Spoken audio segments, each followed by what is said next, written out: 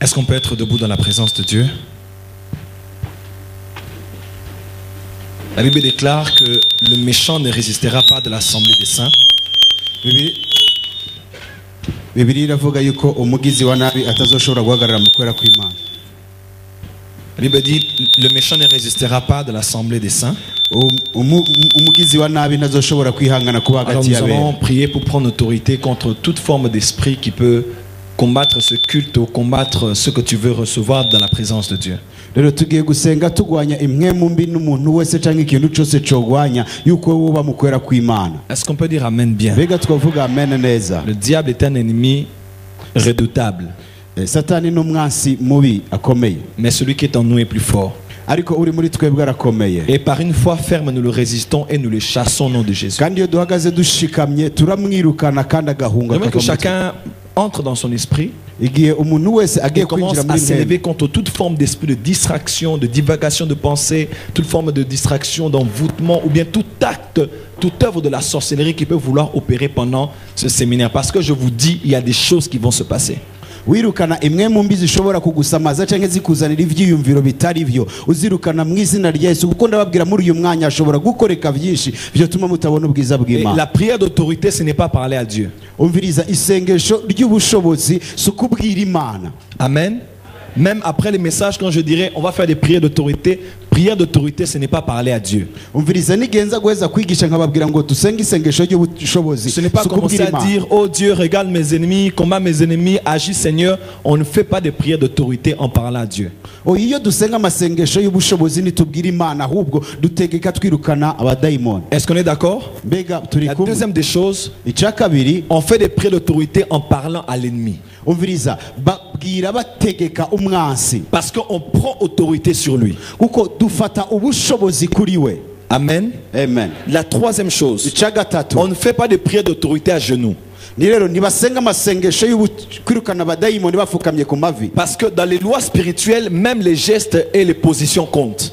kuko mu mategeko y'ivy'imwemu inyifato yawe n'ingene ukora navyo biraharugwa. Tellement j'ai dit compris pour chasser les esprits mauvais. Il y a une femme qui était quelque part là, elle s'est mise à genoux. Uherukana babwiye ngo Et elle a twirukane commencé à imwemu prier. mbi umudamu umwe arafukama ajya atangura On ne gusenga. se met pas à genoux devant l'ennemi. Umviriza ntibafukama imbere y'abadayimoni. Et tout geste compte quand on fait des prières d'autorité. Inyifato yose iyo uri kurategeka amadayimoni iraharugwa n'ingirakamaro. Amen. Parce qu'un geste physique peut avoir une réaction spirituelle. Kuko inyifato yawe mu buryo busanzwe bw'umubiri ishobora kugira icyo ivuze mu buryo bw'imwemu. Amen. Amen. Et la dernière des choses, Hanyuma icyanyuma soyez concentrés sur vous. umviriza wiyitwararike wowe ubwawe. Oubliez votre voisin de gauche et de droite. Uri buryo bwawe cyangwa ibumoso bwawe Même n'umwitwararike. si tu vois quelqu'un en train de faire comme ça, comme s'il coupait, ne le suis pas. Ça c'est sa foi. Et c'est le geste qu'il fait. nawe ubona umuntu asa nk'aho ariko aratemagura ibyo ntibikuraba biramuraba wowe Même bikuraba. si tu vois quelqu'un en train de faire ça, en train de faire comme s'il arrachait quelque chose, ne le suis pas. Ça c'est son acte parce qu'il arrache des choses. Umviriza naho ubona asa nk'aho ariko arakwega ikintu arico ariko aranyaga ibyo biramuraba we n'akazi kawe wewe raba ivyawe kuko we afise ibyo ariko arakwega Dis à vyiwe. ton voisin, tout geste va compter. Bwira uwo muri kumwe uti inyifato yose ngaha n'ingirakamaro. Est-ce que vous êtes prêts? Mbega muriteguye? Est-ce que vous êtes prêts ce soir? Mbega muriteguye muno Dites mugoroba? amen bien que je vous entende. Vuga amen nziza kugira ngo On peut ndabumve. augmenter le son de mon micro. Dites amen bien que je vous entende. Vuga neza amen neza ndakumva. Voilà, dites amen bien. Vuga amina neza. Alors ce séminaire, ce n'est pas un séminaire où on est des brebis du Seigneur. Ce n'est pas un séminaire où on est des saints. Ce n'est pas un séminaire où on est des adorateurs. C'est un séminaire où on est des guerriers et l'armée de Dieu. Umviriza uyu mugoroba izi nyigisho si inyigisho aho twebwe tuzobabera tuzoba intama za Kristo oya kandi tuzoba abahimbaza Imana oya tuzoba ingabo z'abagwanya Satani. Non, on n'est pas ici pour adorer. C'est pas un séminaire d'adoration. Nituri ngaha guhimbaza Imana oya si inyigisho zo guhimbaza C'est un Imana. séminaire de prière et de combat spirituel. Ni inyigisho zo gusenga amasengesho y'intambara. Donc emmenez vos enfants, emmenez les enfants, emmenez les parents, emmène ta femme, emmène ton mari. Ne manquez pas, il y a des choses qui vont se passer ici. Uzozana abana bawe umugabo wawe ndeka ntibaze babure muri uyu mwanya kuko hari ibintu bizokoreka bidasanzwe. Est-ce que vous êtes prêts? Mbega muriteguye? Alors on va dégager l'atmosphère spirituelle. Rero tugiye kurema ikirere c'imwemu. Nous prenons autorité au nom de Jésus. Dufashe ubutware mu izina rya Yesu. Père, dans le nom de Jésus. Data mu izina rya Nous Yesu. prenons autorité. Dufashe ubushobozi. De par la position que nous avons en Christ, assis dans le lieu céleste, au-dessus de toute principauté, autorité et domination. kubw'ikibanza waduhaye cyo kwicarana na Yesu ahantu ho mu ijuru kugira ngo dutegeke imwe mu mbi z'abakuru bo mu kirere n'ubutware bwose bwo kwisi. Je me lève à Bujumbura comme prophète et apôtre du Seigneur. Mana nduze hejuru mu gisagara cya Bujumbura nk'umuhanuzi kandi nk'intumwa yawe muri kino gisagara. Je paralyse les esprits territoriaux, je paralyse les forteresses qui se sont établies dans de faux raisonnements dans la tête de ces gens qui vont écouter. Mugabanije imigambi n'ivyiyumviro bibi byinjiye mu mitwe y'abantu n'izina rya Yesu Kristo. Je renverse les forteresses. Mwami ntembagaje ibihome Je byose. brise les faux raisonnements. Ibivyiyumviro bibi byose Et je rends captive toute pensée à l'obéissance de la parole de Christ. kandi mfashe icyiyumviro cyose ndacegurira Kristo mu izina rya Yesu. Je libère l'atmosphère spirituelle. Mwami ndekuye ikirere cy'imwemu mu Je libère le ministère des anges. Mwami ndekuye ibikorwa by'abamarayika Je hagati mu décrète twebwe. un ciel ouvert pendant cette semaine. Mwami ndategetse ijuru ko ryugurukwa muri iyi ndwi yose. J'appelle au nom de Jésus pour que des anges guerriers viennent et entrent dans les familles ici. ndahamagaye yuko abamarayika b'abagwanyi baza bakinjira muri iri shengero. Je prie que la puissance du sang soit à l'œuvre. ndasenze ngo igikorwa cy'amaraso gikoreke hano hantu. Je prie que la puissance de l'esprit soit à l'œuvre. ndasenze ngo igikorwa cy'amwemu gikoreke Je hano prie hantu. que la puissance des anges soit à l'œuvre. ndasenze ngo ubushobozi bw'abamarayika bukoreke hano Je hantu. prie que l'autorité apostolique soit à l'œuvre. ndasenze ngo ubushobozi bw'intumwa bukoreke hano hantu. Je prie que l'autorité prophétique soit à l'œuvre. ndasenze ngo ubushobozi bwa gihanuzi bukorere hano hantu. Je prie que les dons spirituels soient à l'œuvre. ndasenze ngo impano za mwemu yera zikorere hano Je hantu. prie que l'esprit de la prophétie soit à l'œuvre. ndasenze ngo mwemu ubuhanuzi akorere hano hantu. Que ce qui est caché soit dévoilé. ikinyegeshwe kigaragazwe. Que ce qui est camouflé soit exposé. aha icyashyizwe hirya gishyirwa ahabona. Que ce qui avait duré s'arrête. aha icyamaze igihe kinini gihagarare. Je prophétise une semaine de délivrance. ndahanuye indwi yo kubohoka. Je prophétise une semaine de délivrance sur les maladies démoniaques. ndahanuye indwi yo kubohoka indwara ziva ku badayimoni. Je prophétise la fin de la puissance des liens de sang. ndahanuye guhagarara k'ubushobozi buva mu mbaraga karande. J'invoque la puissance de la mort et de la résurrection de Christ. ndahamagaye ubushobozi bwo kuzuka muri Kristo Yesu. Et je déclare que les acquis de la croix seront nôtres au nom de Jésus. ndatuye yuko uburenganzira twaho ku musaraba ubu bwacu muri Kristo Yesu. La vérité qui a franchi sera prêchée avec puissance pendant cette semaine. ukuri guduha kwidegembya gukore hano hantu muri ino ndwi mu izina rya Yesu. Et le nom de celui qui est ressuscité d'entre les morts sera glorifié par-dessus tout. hanyuma izina ry'uwazutse mu bapfuye ndarishize hejuru kurusha byose. En accord avec les Écritures. twemeranije n'ivyanditswe. Car la parole dit qu'il est apparu afin de détruire les œuvres du uko diable. ijambo rivuga ngo yagaragaye kugira ngo agwanye ibikorwa by'umubiri. Je déclare que les œuvres des démons seront exposées. ndatuye yuko ibikorwa by'abadayimoni bigaragara. Et je déclare que les démons seront vaincus. kandi ndavuza yuko abadayimoni batsindwa. Quels que soient les types et les sortes et la catégorie des démons, ils seront vaincus. ntacyo bivuze urwego rw'abadayimoni n'ubushobozi bwabo baraneshwa mu izina rya Yesu. Je paralyse les œuvres des sorciers. ndahungabanije ibikorwa by'abarozi. Je décrète un couvre-feu dans les secteurs. aha ndategeka couvre-feu muri kano kare mu buryo bw'impemu. J'annonce le jugement sur ceux qui oseront combattre cette assise. nshiriye urubanza kubahaguruka kurwanya iri shengero. Et j'annonce kandi une semaine de vengeance de l'Éternel. indwi y'ukuhora guhoraho Au nom de Jésus-Christ. izina rya Yesu Et Kristo. les saints disent Amen. kandi abera bavuge ngo Acclamons amina. très fort pour le roi de gloire. kadukomere amashyi cyane kubw'umwami w'abami. Acclamez comme des vainqueurs. mukoma amashyi nk'abatsinzi. L'atmosphère spirituelle est dégagée. aha ikirere cy'impemu cyugurutse kiri hejuru yacu. Amen. amen. Mettons-nous, je vous en prie. Est-ce que nous sommes prêts pour la parole? mbega turiteguye kubw'ijambo. Est-ce que nous sommes prêts pour la parole? mbega turiteguye kubw'ijambo. J'aimerais entendre un amen mieux que ça. ndagomba kumva amen zizirushiyo. Amen. amen. Amen. amen. Lisons la parole de Dieu kadusome ijambo ry'Imana. dans Juges chapitre 6, abacamanza igice cya gatandatu versets 25 à 34. murongo wa 25 gushika kuri 34. Behind the veil. Juge 6, 25 à 34. abacamanza igice cya gatandatu umurongo 25 gushika kuri 34. Chacun va lire dans sa Bible, écrivez vraiment les versets. Aujourd'hui, j'aimerais poser les fondements. umuntu wese yandike mu gitabo ciwe uyu munsi ndagomba gushiraho urufatiro. Je vais vraiment, comme enseigner, je vais poser vraiment les fondements pour que ce qu'on va faire soit biblique.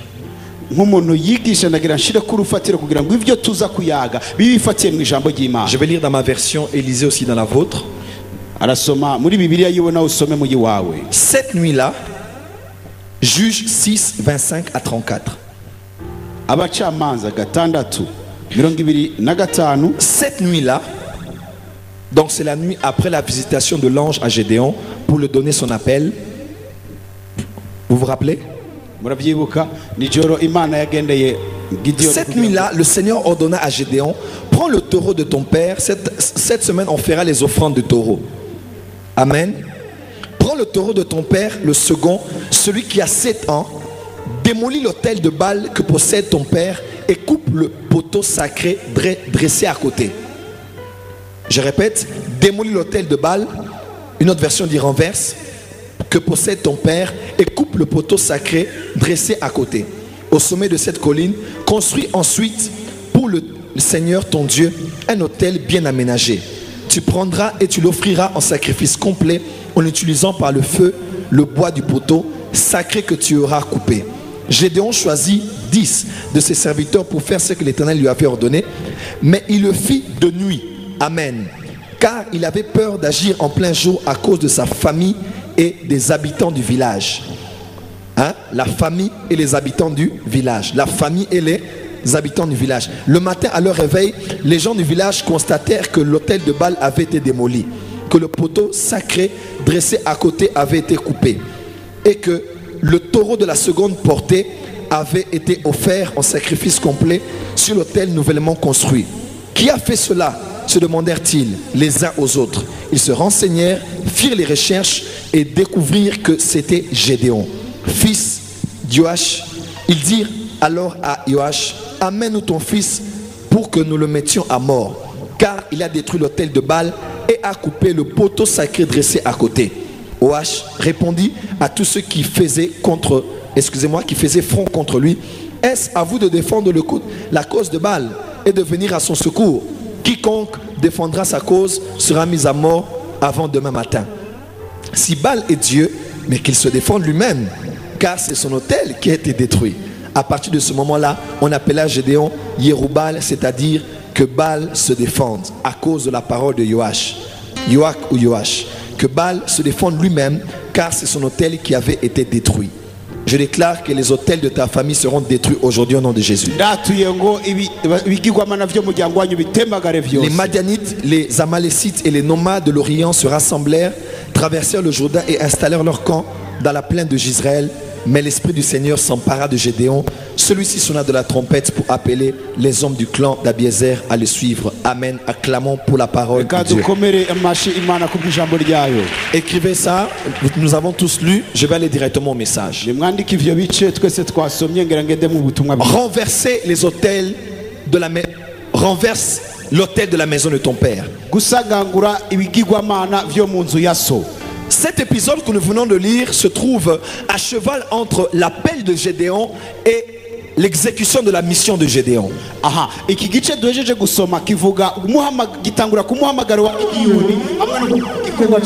C'est-à-dire, avant que nous lisions ça, Dieu est apparu à Gédéon, Dieu l'a appelé, Dieu l'a révélé son identité.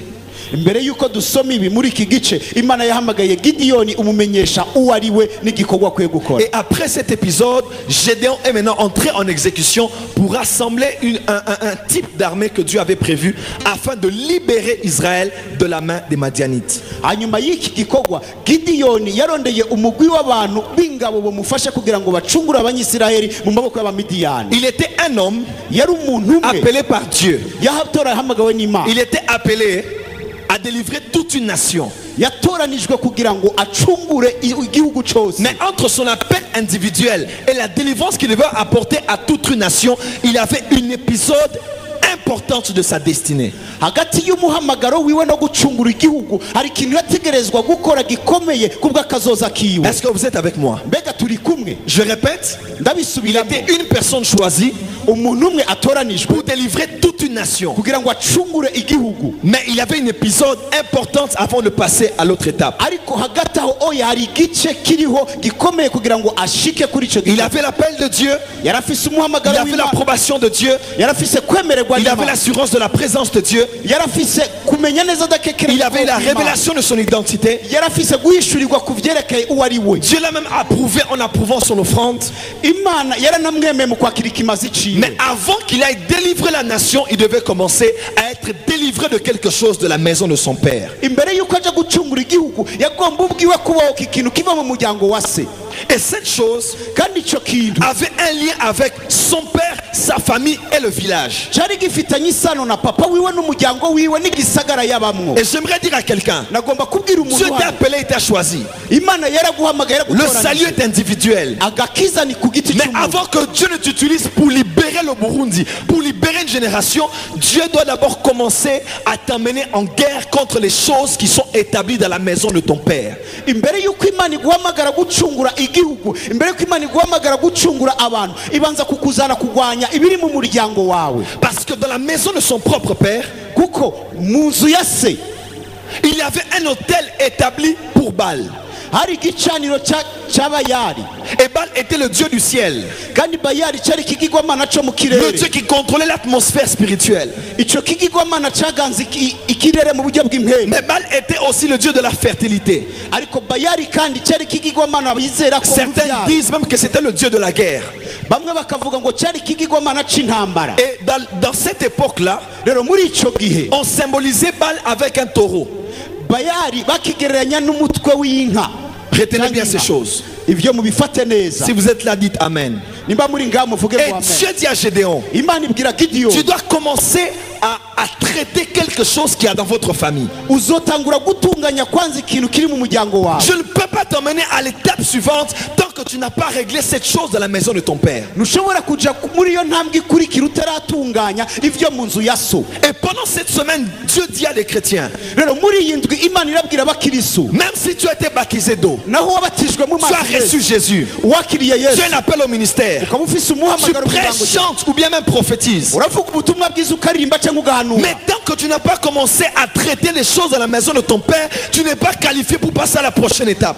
ariko mu gihe utaratunganya ibyo mu nzu ya so ntibibereye yuko uja mu gice gikurikira. La Bible déclare que celui qui ne sait pas gérer, avoir autorité sur sa propre famille, comment pourra-t-il diriger l'église du Seigneur? Bibiliya iravuga ngo udashobora gutunganya neza ibyo mu nzu yiwe niko utazotunganya ibyo mu nzu y'Imana. Juste pour dire qu'il y a des choses, avant d'exercer l'autorité à l'extérieur, tu dois exercer l'autorité à l'intérieur. kuko bisigura yuko imbere yo gukora ubushobozi bwawe hanze ubanza kubukoresha mu nzu yawe. Et si tu n'as pas vaincu les autels de ta famille, tu ne peux pas vaincre les autels de l'église, de ton quartier ou de la nation. kandi niyo rero utaranesha ibigirwamana byo mu muryango wawe biragoye kuzonesha ibyo mu gisagara huba cyangwa muri quartier huba. Voilà pourquoi Jésus a dit vous recevrez une puissance. nicyo gituma Yesu yavuze ngo Elle sera une autorité sur vous. hazoba ko ubushobozi Mais l'autorité, vous allez l'exercer à Jérusalem, ariko ubwo bushobozi muzobukoresha après Yerusalemu jusqu'aux extrémités de la terre. hanyuma gushika ku mpera z'isi. Et j'annonce à ta famille cette semaine. ndamenyesha umuryango wawe. Je disais que j'annonce à ta famille cette semaine. ariko ndavuga ngo ndamenyesha Je disais que umuryango wawe. j'annonce à ta famille cette semaine ndamenyesha que tu te lèves comme Gédéon. uhaguruke nka Gideyoni. Quel que soit ce qui était établi, ibyo ari byo byose quels que soient les liens qu'il y a fait depuis des années, imigozi yose ibabosha imyaka n'imyaka, tu te lèves comme Gédéon. uhaguruke nka Gideyoni. Je dis que l'onction de Gédéon est sur toi. ndavuze ngo amavuta ya Gideyoni ari kuri wewe. Je ne sais pas à qui je parle. sinzi uwo ndikunda. L'onction de Gédéon est sur toi. gusigwa kwa Gideyoni kuri Et je te vois renverser les autels. kandi ndabona Et je te vois briser les poteaux qui sont les antennes. ndabona umenagura inkingi arizo zari ziduze hejuru. Les antennes spirituelles qui relient ta famille avec le village, ta famille avec des sorciers. Je vois les autels et les poteaux tomber au nom de eux. ndabona imiyoboro yo mu buryo bw'impemu yaguhuza n'imiryango n'ibyo bigirwamana byo muri quartier bicibwa bitembagara mu izina rya Dites amen très fort. vuga amen neza. Dites amen très fort. vuga amen neza. Et même lorsqu'ils se réveilleront, n'igihe bizohaguruka avec les esprits de réplique ou bien les esprits de, comment on appelle ça, après avoir frappé, voilà, les esprits de retour. niyo zozana ari za mwemu zo kwihora Ils ne feront rien comme la famille de Gédéon. naco zizokugira uko zaneshejwe Parce que Jésus a dit, kuko Yesu je vous ai donné le pouvoir nabahaye de marcher ubushobozi sous les serpents bwo kugendakandagira et les scorpions na et scorpion sur toute la puissance de l'ennemi. no ku bushobozi bwose Rien ne pourra vous nuire. kandi nta kizogira icyo kikugize Rien de ce qu'on fera ici ne va te suivre à la maison. ivyo bazokora byose nta na kimwe kizogukurikira muhira Parce que tu es caché en Christ. kuko unyegejwe muri Kristo. Ah, avant qu'on te touche, on doit toucher Christ. imbere yuko bagukora ko bakora Kristo. Jésus a dit, Yesu je yavuze suis la porte des brebis.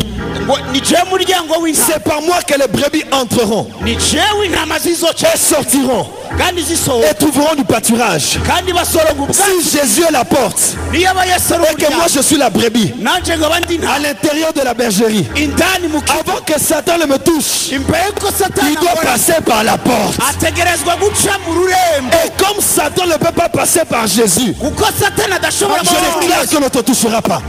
yisira Ah, tu n'as pas dit amen bien. ntiwavuze amina neza Je déclare que ne te touchera pas. yavuze neza ngo ntazogukorako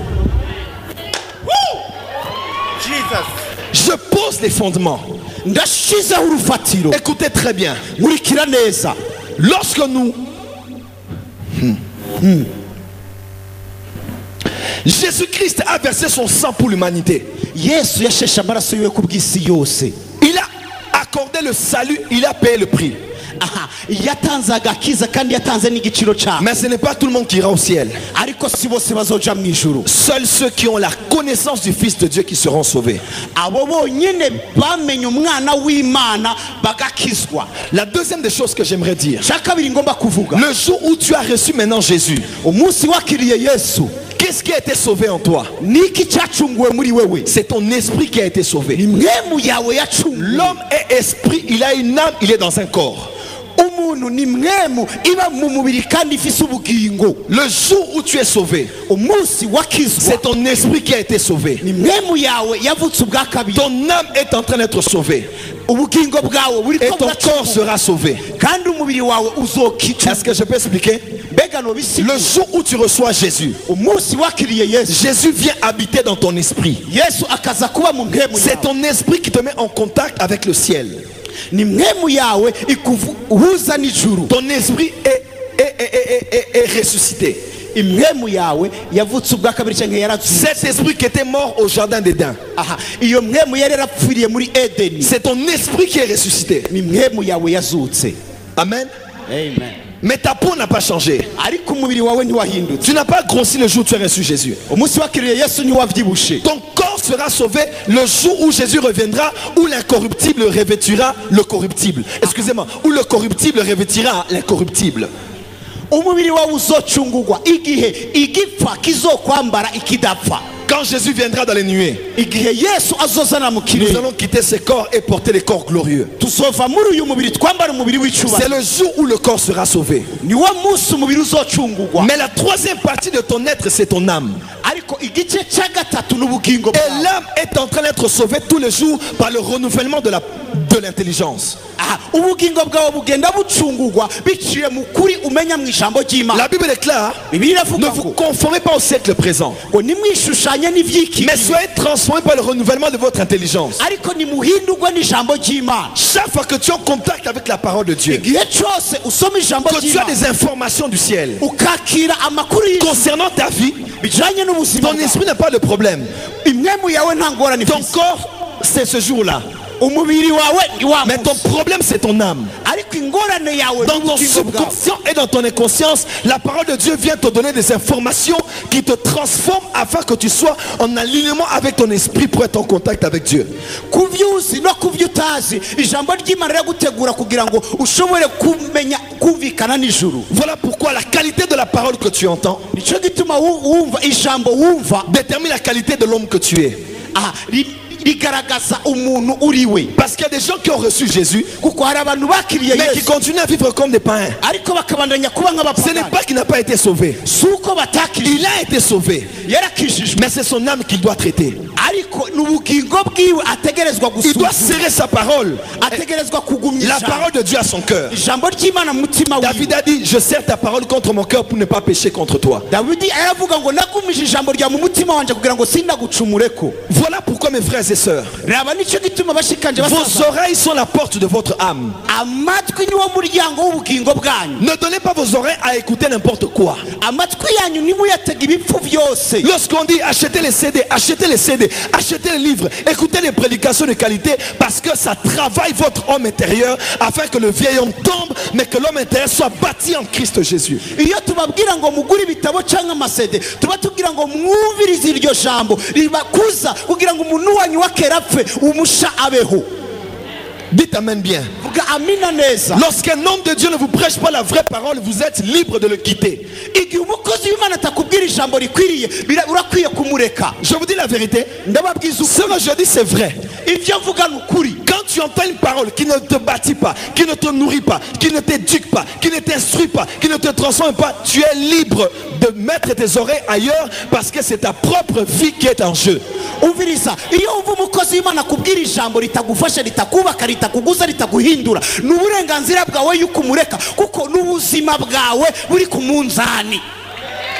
Oh, dites amen. Vuga amina neza. Soyez sélectif avec ce que vous donnez à vos oreilles. Umviriza, hitamwo neza ivyo wumviriza. Ce que tu entends Ivyo wumviriza. détermine ce que tu penses. Aha, bigaragaza ivyo wiyumvisa. Ce que tu penses Ivyo wiyumvisa. détermine ce que tu fais. Aha, bigaragaza ivyo ukora. Ce que tu fais Ivyo ukora détermine tes habitudes. navyo bitwereka akamenyero kawe. Tes habitudes Akamenyero kawe déterminent ton caractère. aha, kakerekana akameremere Et kawe. ton caractère Kameremere détermine ta destinée. kakerekana kazoza kawe ico uzobe co. Voilà pourquoi ta destinée est en jeu en fonction de ce que tu écoutes. Raba rero igituma kazoza kawe kari ku munzani bijanye n'ivyo wumviriza. La Bible déclare, Bibiliya ivuga la ngo, foi vient de ce qu'on entend. aha, kwizera kuzanwa n'ivyo twumva. Mais moi je dis, la foi part aussi en fonction de ce qu'on entend. Ganje ndavuga ngo kwizera kuvuga bijanye n'ivyo twumva. Dans l'échographie, lorsque une femme est enceinte, le bébé dans son ventre a la forme d'une oreille. Vous avez déjà remarqué ça? Kwa muganga iyo bariko bararaba umwana mu nda y'umuvyeyi mu gitereko igico gicapo kimeze nk'ugutwi gifise ishusho y'ugutwi. Vous avez déjà remarqué ça? Ivyo mwari mumaze kubibona. Parce que la vie commence par l'écoute. Kubera ko ubuzima butangurira mu kumva. Vos oreilles ne sont pas des poubelles dans lesquelles n'importe qui doit en faire entrer n'importe quoi. Amatwi yanyu si amasaho y'ubucafu aho abantu bakwiye gusukamwo ubucafu ko bigombeye. Moi je n'écoute pas tous les prédicateurs. Je sinumva bavuga butumwa bose. Je suis dans un pays démocratique et je suis libre de choisir qui écouter parce que ma destinée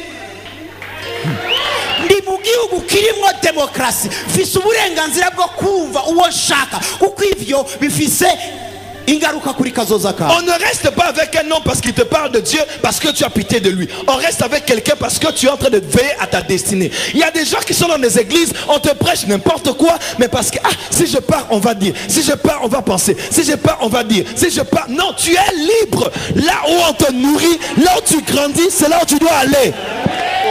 Nitugumana n'umuntu kubera yuko tumugiriye imbabazi, oya tugiye kugumana n'umuntu kuko hari icyo adufasha, hari icyo twubakisha, kuko ivyo twumva bigaragaza aho tugiye kuja naho dushaka gushika. Jésus a dit, Yesu yavuze, vous recevrez une puissance muzokwakira et ubushobozi vous deviendrez les témoins. kandi muzoba Vous ivyabona, recevrez et muzokwakira vous deviendrez. kandi muzohinduka. Nous devenons en fonction de ce que nous recevons.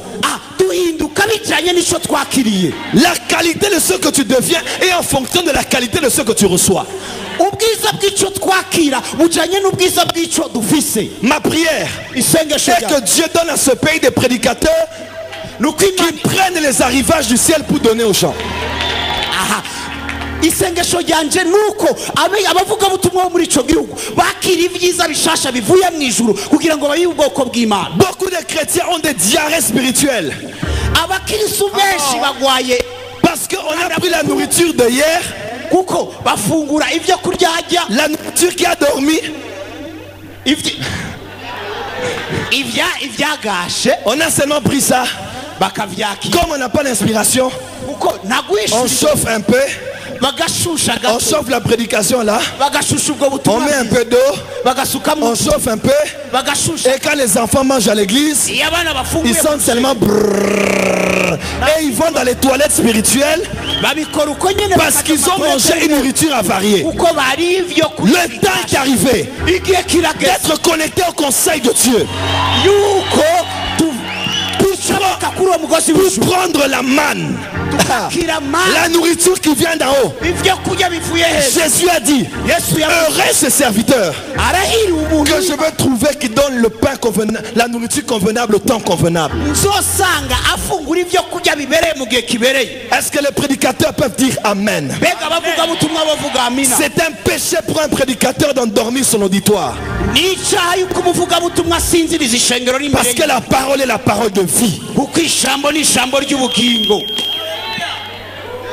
Dites Amen bien. Vuga amina neza. Dites Amen bien. Amena neza. Ton âme doit être transformée. Ni ukuvuga rero ngo ubugingo butegerezwa Des informations guhindurwa. doivent entrer en toi. Aha, amakuru meza ategerezwa Pour que kwinjira ton muri wowe. subconscient reçoive des informations.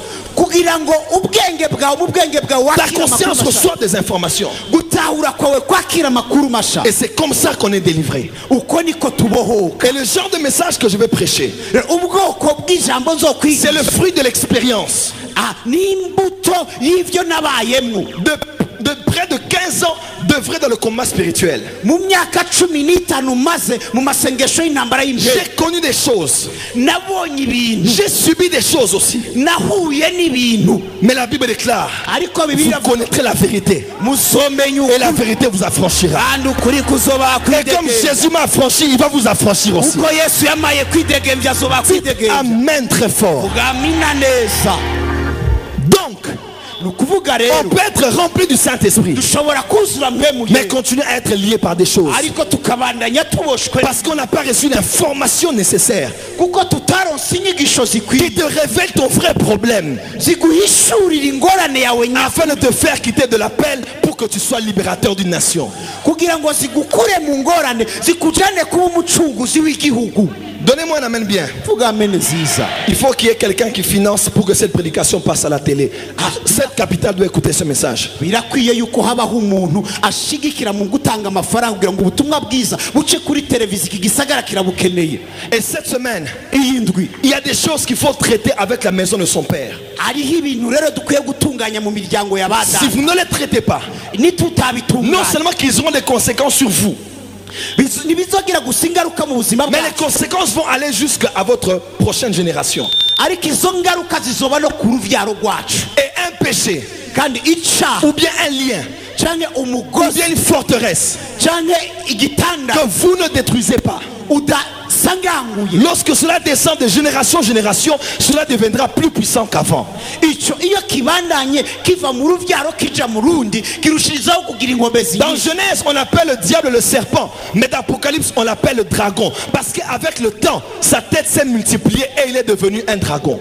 Mwitanguriro satani yitwa inzoka, ariko mwiherezo yitwa sikoropiyo, kuko uko igihe cyagiye kigenda umutwe we warakuze umera amahembe menshi. Maman, s'il y a des choses que tu n'arrives pas à vaincre, laisse-moi te dire, ta fille deviendra pire et tes petites-filles deviendront pires parce que tu n'as pas traité certaines choses à ton niveau. Mama umviriza, nimba udatunganije ivyo mu buzima bwawe bizoba ibikomeye ku mukobwa wawe kuko utabitunganije. Un homme de Dieu Umuntu w'Imana voulait divorcer yagomba kwahukana, et il a dit à Dieu, abwira Imana, Seigneur, mwana qu'est-ce qui se passe? niki kiriko kimbako. Et Dieu l'a dit, Imana iramubwira, mon fils, mwananje si tu divorces, niwahukana moi, jewe je vais te pardonner. nzokubabarira, Tu pourras te remarier. uzosubira kandi Je vais urongore. t'utiliser. Nzogukoresha Parce que avant que tu naisses, j'avais décidé de faire des choses avec toi. kuko imbere y'uko uvuka nari narisezeranije kugira icyo nkoranye nawe. Moi, je te pardonnerai. Jewe nzokubabarira. Mais si tu n'as pas la victoire sur cet esprit de divorce, ce sont tes enfants qui vont se battre avec cela. ariko nutanesha iyi mpemu y'ukwahukana n'abana bawe bazoja mu ngorane mu ngaruka. Parce que ton combat, ce n'est pas ton combat c'est le combat de ta postérité. kuko intambara yawe si yawe ariko ni y'uruvyaro rwawe. Et quand il a regardé sa famille, igihe yaravye umuryango son wiwe, grand-père était divorcé, sogokuru wiwe son yarawukanye, père était divorcé, papa wiwe yarawukanye, ses oncles et ses tantes étaient divorcés, bamuyomba biwe na même ses propres parents avaient divorcé. n'abavyeyi biwe bari barahukanye, Malgré qu'il servait Dieu, naho barabakoze il a ibyaha. été combattu par ce domaine. bagwanye muri ico kintu. Et Dieu l'a dit, si tu n'as pas la victoire sur cela, Imana iramubwira ngo nutagira tu vas continuer à prêcher, je vais t'utiliser. uzobanaya kuvuga ubutumwa bwiza, Mais tes enfants vont continuer à divorcer. ariko abana bawe bazobanaya. Voilà pourquoi j'annonce à quelqu'un ce soir, ico gituma mbwira umuntu ça va nga s'arrêter par toi. bigarukiye kuri wewe. Ce que tes parents ont vécu, tes enfants ne le vivront pas. ivyo abavyeyi bawe babayemwo abana bawe ntibazobibamwo. Tu n'as pas dit amen. iwavuze amina. Ce que tes parents ont vécu, tes enfants ne le vivront pas. ivyo abavyeyi bawe babayemwo abana bawe ntibazobibamwo. Parce que tu es la génération qui va marquer la différence. kuko ururunganwa ruza gushiraho Est-ce itandukanye. que je peux prophétiser? mbega nohanura, Non. Est-ce que je peux prophétiser? mbega nohanura, J'annonce à partir de ce soir, ndatura kuvira c'est ijoro. toi qui deviens l'ancêtre. ni wowe uhindutse umutwe, C'est toi qui deviens l'ancêtre d'une nouvelle génération. ni wowe uhindutse umutwe urunganwa À partir ruzakomeza. de toi, une nouvelle génération commence. kuva kuri wewe urunganwa rushasha ruratanguye. Et tous les liens de votre famille et de vos villages s'arrêtent à bout. pya umviriza, imigozi yose yo mu muryango wawe no muri gisagara ukomokamwo bihagaze uyu munsi urabuwe, Ah, ça s'arrête à bout. birahagaze abuwe. Toi, tu es l'ancêtre d'une génération de riches. wewe uri umutwe urunganwa rw'abatunzi, Toi, tu es l'ancêtre d'une génération de prospères. uri umutwe w'urunganwe rutera imbere gusa. Tu ne connaîtras pas le divorce. muzomenya kwawe, Tu ne connaîtras pas les liens de malédiction. muzomenya imigozi ya Si tu l'as dit, amen très fort. iwaba uri ngaho avuga amina neza, Dis amen très fort. vuga amina cyane. Adam a péché. adamu yakoze Et icyaha, nous tous, nous avons péché en lui. twese twacumuye muri we. Lorsque une poule pond des œufs dans un fossé, les poules, pardon, les œufs qui sont pondus dans le fossé. umviriza, iyo inkoko itaye amagi mu kinogo, amagi yose ayo magi imiswi ivamo ivuriye muri ico kinogo. Quand tu es né dans une famille qui est dans un fossé, tu es né dans un fossé. igihe wavukiye mu muryango ubohewe mu kinogo ahantu, nawe ubohewe muri ico kinogo. Et heureusement amahirwe que malgré la fosse dans laquelle votre famille est, nuko abe n'ikinogo babafungiye. Dieu est miséricordieux. imana ni nyakigongwe, Miséricordieux. ni nyakigongwe. Ça veut dire misère, ni ukuvuga ngo corde, Dieu. kubabarirwa n'imana, Misère, gusambura corde, umugozi, un fil, hein, la corde. umugozi. Et Dieu. imana Dieu est miséricordieux. imana ni nyamugozi. Parce qu'au fond de ta misère, kuko harya mu mibabaro il va yawe t'envoyer une corde. izokurungikira Parce umugozi. que lui, il est Dieu. Oh, we ni imana. je ne sais pas qui j'ai parlé. sinzi uwo ndiko ndabarira. Parce qu'au fond de ta misère, kuvuga ngo Dieu ibwira va mu mibabaro, t'envoyer une corde. imana yakurungikira umugozi. Parce qu'il est miséricorde Dieu. kuko ni nyakigongwe mana. Est-ce que ça passe? mbega biracamo. Nous allons étudier une famille. twize ku muryango, C'est la famille d'Abraham. umuryango w'aburahamu. J'ai besoin que quelqu'un prenne la Bible et qu'on vienne lui donner un micro pour qu'il lise pour nous. ndagomba yuko umuntu afata bibiliya akaza kudusomera. Nous allons lire l'histoire d'une famille turaza gusoma inkuru et z'umuryango, nous allons voir ce qui s'était passé. hanyuma turabe ibyabaye muri Ce uwo. soir, je ne pose que les fondements. uyu munsi ndashiraho Demain, je vais urufatiro. commencer à entrer maintenant en profondeur. ejo rero zotangura kwinjira Quelqu'un ibwira. va lire pour nous mbe hari umuntu yodusomera en français. mu gifaransa. Vous allez écrire et le lire dans votre langue. muraza kwandika ariko musome Amen, amen. muri bibiliya zanyu. Dieu est le Dieu d'Abraham, d'Isaac et de Jacob. imana ni imana y'aburahamu, ya isaka na yakobo. Il est le Dieu d'Abraham, mana y'aburahamu, d'Isaac et de Jacob. isaka, yakobo. Mais malgré cette lignée bénie, hamwe rero n'ubwo runganwe rwaheza, il y avait un lien de sang puissant qui avait des caractéristiques et qui avait caractérisé en commençant par la première génération, la deuxième et la troisième. hariho umugozi ufatiye mu maraso yabo uhereye kuri iyo kurunganwe rwa mbere gushika ku gwa gatatu. Lisons Genèse 12 verset 13. Dusome Itanguriro 12:13. Genèse 12 verset 13. Itanguriro 12:13. Quelqu'un va lire pour nous en français? Ah, le prophète Jimmy va lire. Est-ce que vous êtes là? Combien sent que Dieu est en train de parler? Genèse 12 verset 13. Genèse 12 verset 13. Je lis au nom de Jésus-Christ. Yes. Dis, je t'ai pris que tu es ma sœur, afin que je sois bien traité à cause de toi et que mon âme vive grâce à toi. Amen. Amen, amen. Abraham avait une femme. Et quand il est allé en Égypte, il a dit à sa femme Sarah, il faut que tu puisses mentir et dire à ces gens que tu es ma sœur pour que moi je puisse être sauvé. Est-ce que quelqu'un m'entend? Abraham était béni. Abraham avait la promesse de son père. Excusez-moi, de Dieu. Il a quitté la maison de son père. Et en continuant son chemin, Abraham a menti en Égypte pour sauver sa vie de la mort. Est-ce que quelqu'un peut dire Amen? Deuxième prophète, lit pour nous Genèse 26 verset 7.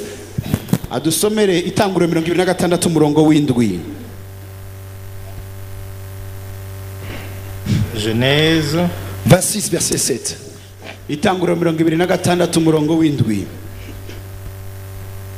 Un instant.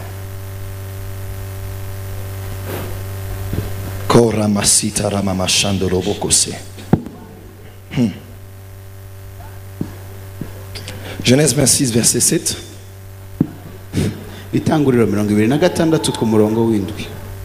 Genèse 26 verset 7. verset 7. Ok.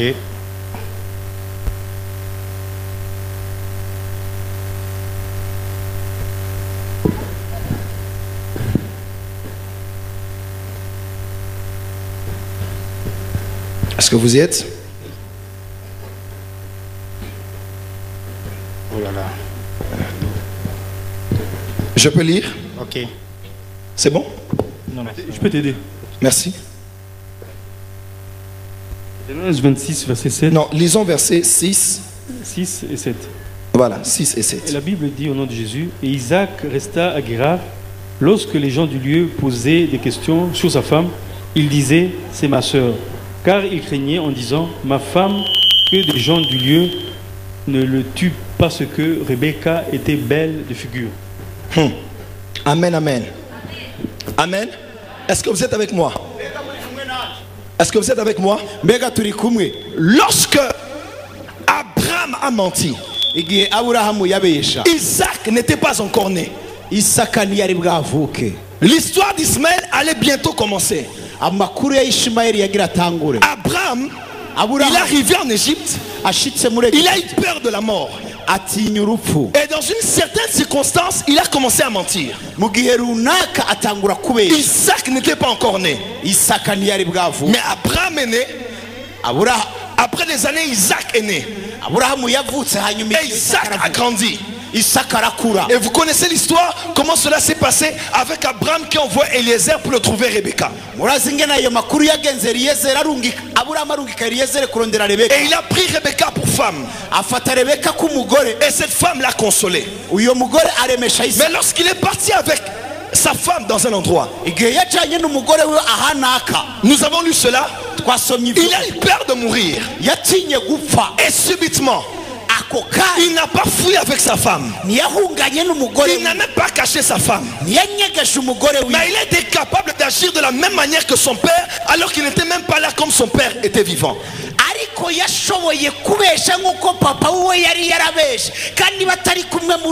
Parce qu'en face d'une quelconque circonstance, le lien de sang qui était en lui a été activé, et dans son subconscient il a agi de la même manière que son père avait agi dans les mêmes circonstances. Et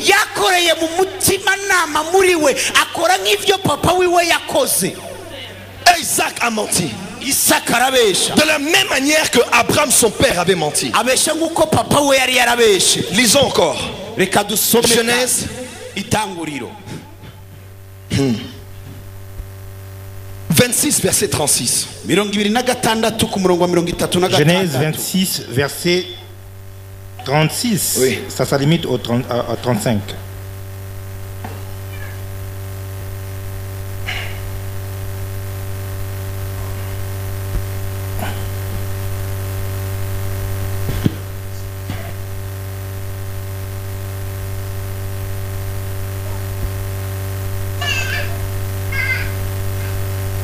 C'est l'histoire de Jacob chez Jacob avec son frère. Lorsque son frère parle à son père après qu'on ait volé. Ok. Ésaü maintenant parle avec Ok. Jacob, avec Isaac. Ok. Verset, chapitre 27, versets 35 et 36. Voilà, Isaac, 27. chapitre 27, versets 35 et 36. Isaac dit, ton frère est venu avec ruse et il a enlevé ta bénédiction. Ésaü dit, est-ce que parce qu'on l'a appelé du nom de Jacob qu'il m'a supplanté 2 fois? Il a enlevé mon droit d'aînesse et voici maintenant qu'il vient d'enlever ma bénédiction. Et il dit, n'a-t-il point réservé des bénédictions pour moi? Amen, amen. Amen, amen. Alors que Ésaü parle à son père, Igihe Isaka abwira se avugana na se, il identifie Jacob avec un menteur. aha agereranya Yakobo n'umubeshi. Jacob a menti, Yakobo yarabeshe, Isaac a menti, Isaka yarabeshe, Abraham a menti. Aburahamu yarabeshe. Parce qu'il y avait un problème de lien de sang dans la vie du père, du fils et du petit-fils. Kuko hari ingorane ifatiye ku isano ry'amaraso ava kuri papa, umwana n'umwuzukuru. Et Jacob n'était pas encore né. Yakobo ntiyari Que bwavuke, dans son subconscient, il était programmé à mentir. yuko mu mutima nama we yaramaze gutegurwa Et kubesha. quand des circonstances quelconques sont venues, Rero igihe runaka gishitse, il n'a pas su faire autrement que de mentir comme son père et son grand-père avaient agi. nta kindi yashoboye gukora uretse kubesha nk'uko papa we yabeshe na sogokuru. Parce que la famille d'Abraham, Kuko umuryango wa malgré Aburahamu qu'ils étaient appelés par Dieu, bari barahamagawe ils n'Imana. avaient un esprit établi en forme de mensonge. Bari bafise imwemu iba muri bibaganje y'ububeshi. N'avez-vous jamais vu, Mbega ntimurabona quand vous étudiez vos familles, iyo muriko muriga mu vous miryango voyez que yabo, les pères sont comme les fils ugasanga rya jambo rivuga ngo umuhungu et les asa fils sont comme les petites filles. Les fils sont comme les petits-fils. aha n'abana bakamera nk'abuzukuru. Et tant qu'une génération ne se lève pas Rero iyo hatabayeho urunganwe ngo ruhaguruke pour tuer ce qu'il y a dans les liens de sang, kugira ngo bice ikiri mu isano, vous n'allez rien comprendre. na nakimwe muzota. Mais à peine vous allez être dans un contexte quelconque, quelque chose en vous va être activé afin d'agir exactement comme votre père et votre grand-père avaient agi. Rero mu gihe mutiteguye muzokwisanga ahantu mu gihe muriko mukora nk'ibyo papa we yakoze na sogokuru wawe. Abraham avait aimé Sarah parce qu'elle était belle. Aburahamu yakunze Sara kuko yari mwiza. Et son problème avec Sarah a toujours été à cause de sa beauté. Ingorane rero yiwe kuri Sara nuko yamye ari ubwiza bwa Sara. Isaac n'était pas encore né. Isaka ntiyari Mais bwavuka, quand Isaac est né, ariko igihe Isaka yavuka, à peine Eliezer est allé prendre Rebecca. ako mu gihe Eliyezeri yagiye kuzana Rebeka, Lorsque Rebecca est venue Rebeka aje avec Eliezer azananye na et Eliyezari, que Isaac a vu, Isaka amaze il kumubona, y avait quelque chose en lui qui s'est activé parce que le goût de son père par rapport aux femmes s'est activé et il a aimé Rebecca parce qu'elle était belle comme sa mère. hari ikintu cyavyutse mu maraso yiwe kubera yuko muri we umugore we yari mwiza. Icyo kintu cyava kuri papa we kandi papa we nawe akunda umugore we. Et Isaac a eu 2 enfants. Isaka yavyaye Il a eu abana babiri. Esaü et Jacob. Yavyaye Esawu na Yakobo. Et Jacob a eu 2 femmes. Yakobo arongora Il a abagore eu babiri, Rachel et Léa. Rasheli na Leya. Pourquoi n'aimait-il pas Léa? Kubera ko atakunda Leya, Parce qu'elle n'avait pas ce que le sang de son père le réclamait, c'est-à-dire une belle femme. kuko ntiyari afise ikiri mu maraso yakura kuri papa wiwe, ubwiza bw'umugore ari imbere ye. Léa n'avait que des beaux yeux. Leya ntiyarafise amaso Mais meza en lui, il n'avait pas quelque chose dans le sang de son père et de son grand-père qui pouvait être activé pour qu'il choisisse le genre de femme qu'il voulait. muri we ntiyarafise ico kintu mu maraso yiwe kiva kuri papa wiwe cyo gutoranya umugore mwiza nk'uko base biwe babatoranya. Et Jacob a aimé Rachel.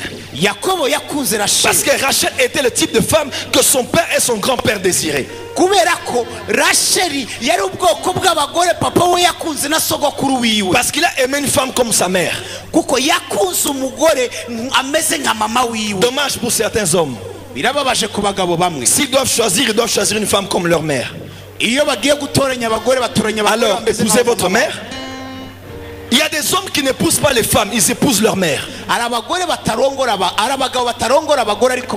où il part, il ne cherche une femme qui ne ressemble qu'à sa mère. Elle doit parler comme ma mère. Elle doit préparer comme ma mère. Elle doit marcher comme ma mère. Être vaillante comme ma mère. Être vaillante comme ma mère. Mais épouse ta mère alors. Ta mère a fait sa vie. Et tu dois faire ta vie aussi. Ah, dites amen bien. Et quand vous lisez bien l'histoire, Rebecca n'aimait pas Léa, mais elle aimait Rachel. Quand Léa a eu des enfants, Rebecca n'a rien fait. Mais comme Rachel a commencé à avoir des enfants, automatiquement elle a envoyé la femme qui travaille chez elle pour aller secourir Rachel. Igihe Leya yavyara Rebeka naco yakoze ariko igihe Rebeka yavyara Leya yaciye afata incoreke yiwe ayiha umugabo. Et vous allez voir des mamans qui n'aiment des petites filles que les petites filles qui les ressemblent. Que les belles filles qui les ressemblent. Muzosanga hari haba mama bakunda bakazana basa nabo. Laissez votre fils faire son choix. L'homme quittera son père. Eh, messieurs les mariés, vous êtes ici. Quittez vos mamans, quittez vos papas. Vous avez des enfants. Arrêtez de courir derrière les jupes de vos parents. Oh, ah, que les femmes disent amen bien. Umuhungu azosiga se na nyina mwabahungu mwe nimureke ba papa banyu musige na banyoko mugende mubane n'abagore banyu umugore ari ngana avuge amen.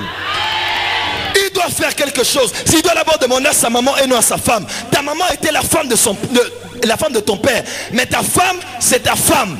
Tu n'es pas en alliance avec ta maman, tu es en alliance avec ta femme. Natashobora gukora tagishije inama nyina umviriza nyoko yari umugore waso gishina mu mugore wawe kuko niwe mufitanye amasezerano. Et il y a des hommes qui ont changé ce verset. Umviriza harabagabo bahinduye ico cyane. La femme quittera son père et sa mère. Et moi je resterai en train de gérer ma belle famille et ma famille.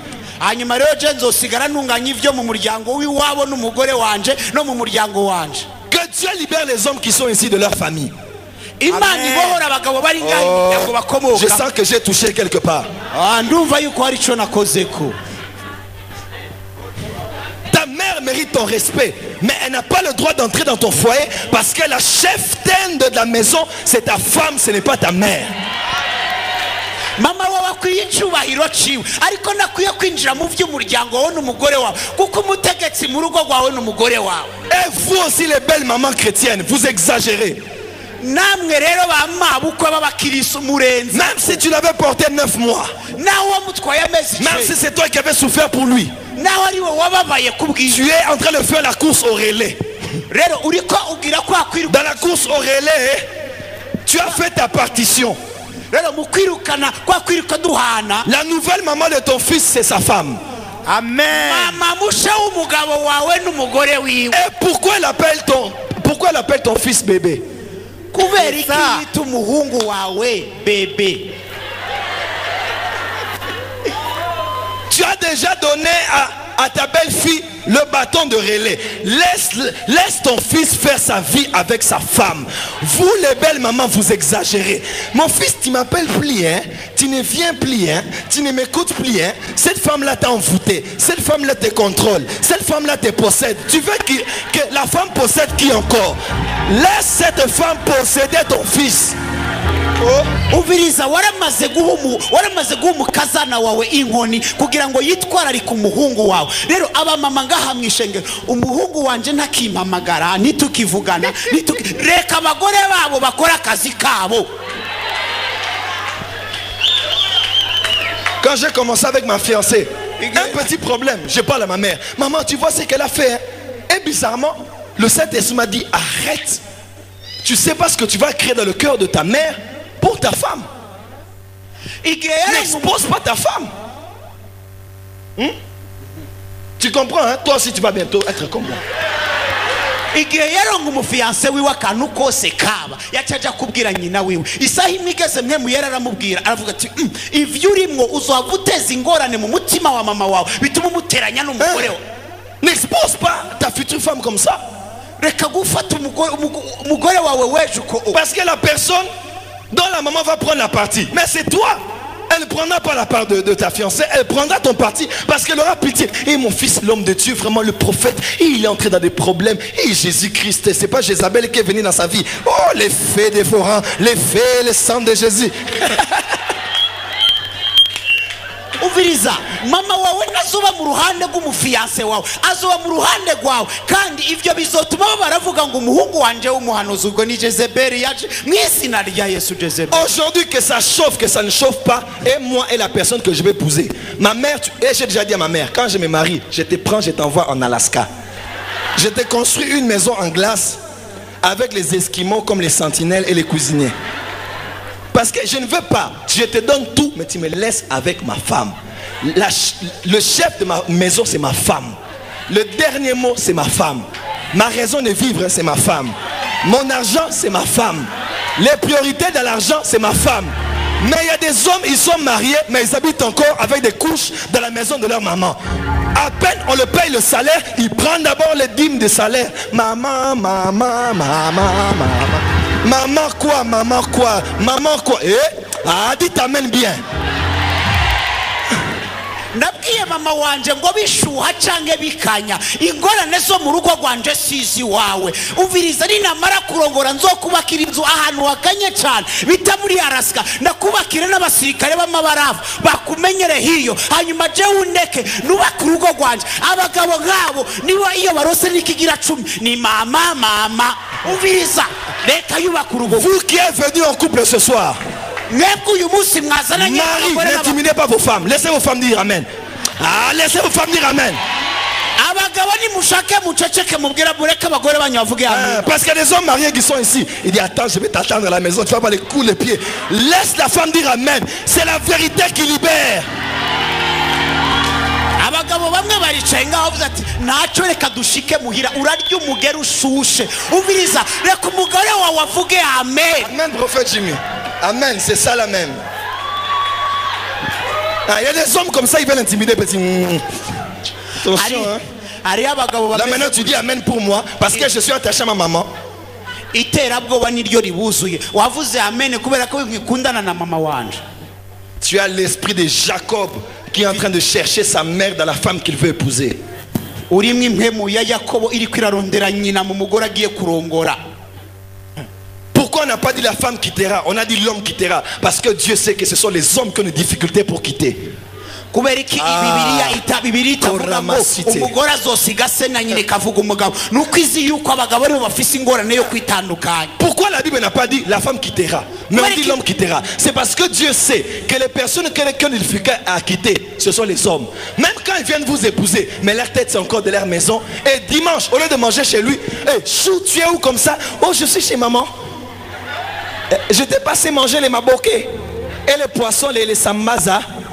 Maman prépare ça bien. Igituma Bibiliya itabivuga ku bagore nuko izi yuko abagabo aribo bafise ingorane yo kwitandukanya. Uwa Mungu ushitse bavuye gusenga agutaha ngo aje gufungura ivyo bamuteguriye ni kwa mama kurya indagara n'isamaki zitwa isamba. Ça ne veut pas dire qu'il faut haïr sa maman, oublier sa maman dans le mariage, non. Mais ça veut dire que la priorité des priorités, c'est votre femme parce que c'est elle ta mère, c'est elle. Oh. Nibisigura yuko utegerezwa kwanga mama wawe ariko bivuga yuko muri mariage umuntu azi ubwa mbere kandi kiza ubwa mbere n'umugore wawe. Regarde les bêtes maman, cette maison je comprends pas. Les mêmes tapis là, Ça fait des mois déjà que je vois les mêmes tapis. Maman, c'est quoi? C'est pas ta maison? Occupe-toi de ta maison avec ton mari. Là, c'est la maison de ton fils et de sa femme. Et il y a des belles mamans comme ça.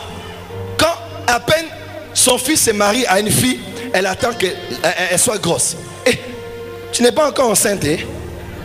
Mais est-ce que le planning familial c'était avec toi comme témoin? C'est ça. Ils ont fait leur planning familial. Même si c'est après 2 ans, ils sont libres. Parce qu'on est dans un pays démocratique. Laisse-moi d'abord continuer à finir. Et vous allez voir. Vous allez voir des mamans comme ça, fâchées. Une maman fâchée. Et donc elle compte seulement. Nuit des noces. Première semaine, deuxième semaine. Et Jean-Jacques, ça va? Comment va ta femme? Et elle supporte toujours l'odeur du poisson.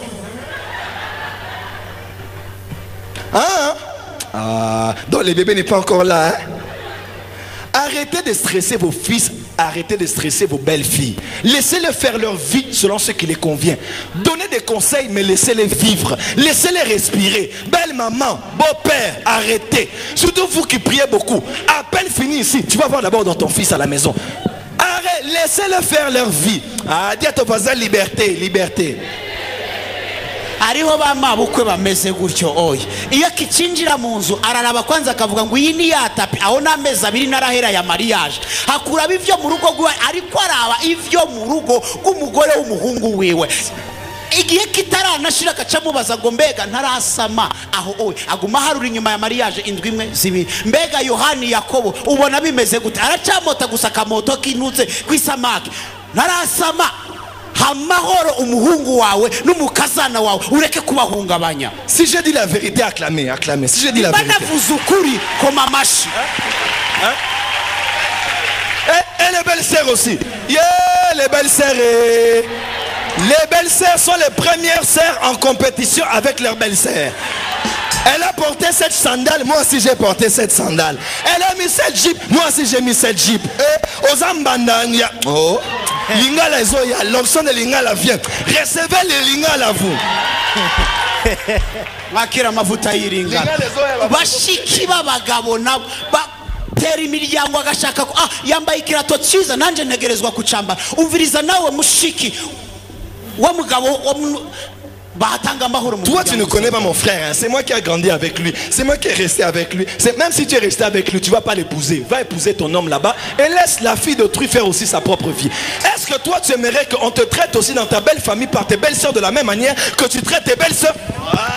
Dis t'amènes bien. Umviriza uhagarara uvuga ngo jewe nije nzi musaza nje nije twakuranye we n'umuzi naho yakura. Umviriza nimba ushaka kuba kagenda uba kugwa umuha mahoro.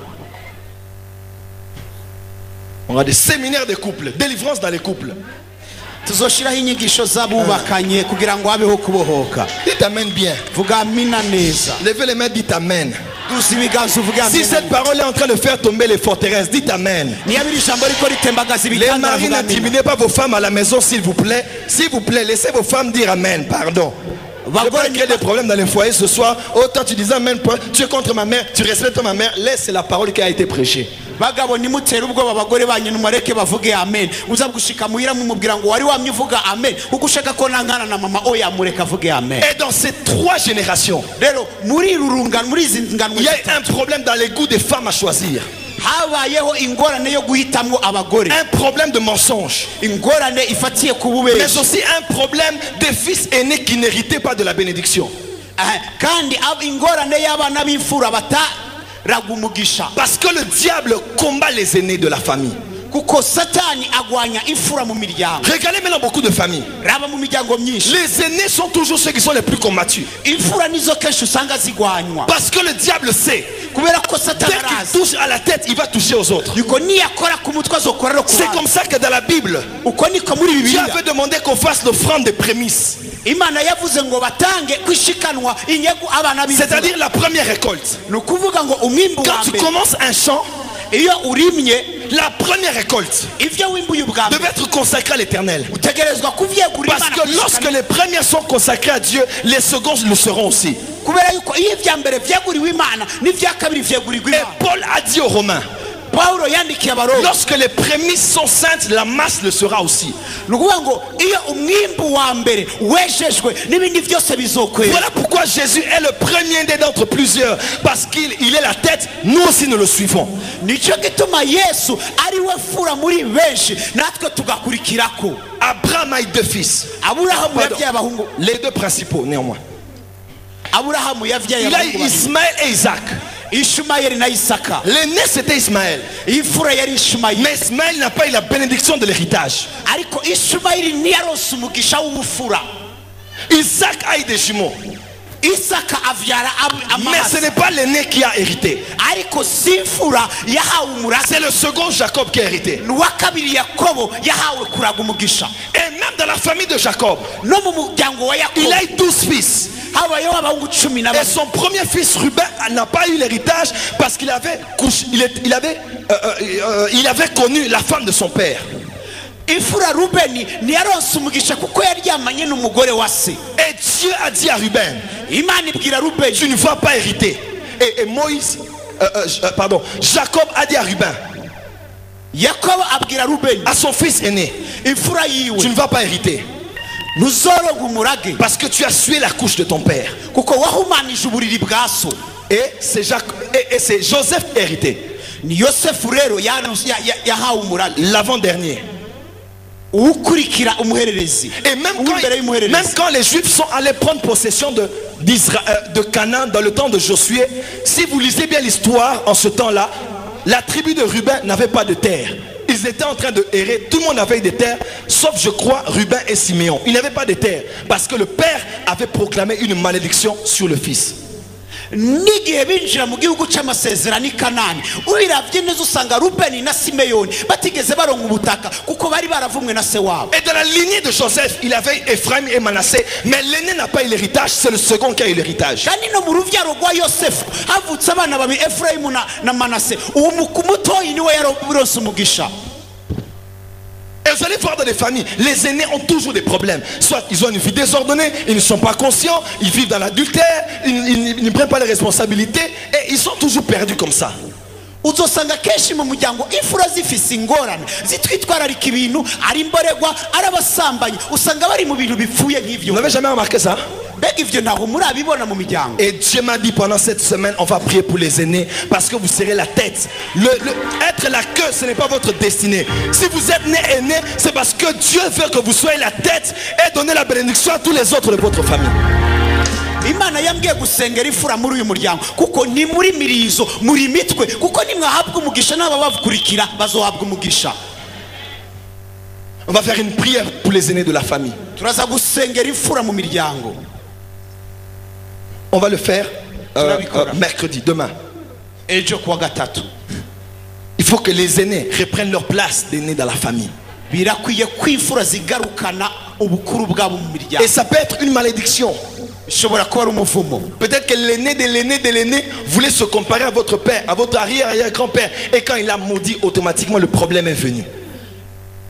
Iva kuri imfura muri basogokuruza banyu yagombye kuba ufata ikibanza cyase se aramuvuma bimanuka bishika kuri mwebwe. Il y a des choses dans la maison de ton père qui peut être les sources de tous vos problèmes. Tu pries, baptisé d'eau, rempli du Saint-Esprit, mais tant que tu n'as pas coupé des liens, tant que tu n'as pas renoncé à certaines choses, il y a des choses qui vont te poursuivre. Hariho ibintu biva mu miryango y'abaso bishobora gutuma uteba mu mugisha wawe naho wabatijwe ukuzura mwe muyeruka bukora umurimo w'Imana. Ivyo bintu bikabibuza gushika ku ntumbero zawe. Quand vous lisez la Bible, Usomye je Bibiliya vais en parler demain. zobivuga kwe Lévi, Lewi le fils de Jacob, umuhungu wa Yakobo était un homme plein de colère. yari umuhungu w'ishavu ryinshi Et avec violence, il avait fait un ravage. kandi muri iryo shavu ryinshi yakoze Jacob a amayobera. Yakobo aravuga Lévi, Lewi à cause de ta colère, kubw'ishavu tu ryawe n'auras pas part à l'héritage. ntuzoronka ku mugabane ku mugisha. Et dans Exode chapitre 2 verset 1, Rero mu kuvayo igice cya kabiri la Bible dit un homme de la famille de Lévi avait épousé une femme. ngo umuhungu wo mu muryango wa Lewi yari yarongoye Et umugore cette femme a mis au monde un enfant qu'on a appelé Moïse. hanyuma uyo mugore avyara umwana w'umuhungu yitwa Mose. Et Moïse était de la tribu de Lévi. Kandi Mose yari wo mu muryango wa Lewi. Vous connaissez son histoire. Murazi amakuru yawe. Il allait au désert. binjiye mu Dieu lui est bugaragwa apparu. imana Il a iramwiyereka rencontré Aaron et Myriam. ahura na aroni na miriyamu Il est rentré en mission en Égypte. aja mu gikorwa ciwe muri Est-ce egiputa que vous êtes avec moi? mbega turi kumwe Et à peine ils étaient dans le désert en train de partir, bakiri mu bugaragwa bagenda Aaron et Myriam ont commencé à murmurer sur Moïse. aroni na miriyamu batangura kwitotombera mose Est-ce que Dieu ne parle que par la bouche de Moïse? Il nous parle à nous aussi. mbega imana ivugira muri mose gusa natwe iratuvugisha Et Dieu a frappé Myriam. imana ihana Et miriyamu Dieu les a dit. imana irababwira Quand je parlerai à un prophète, ce sera par songe et par des images.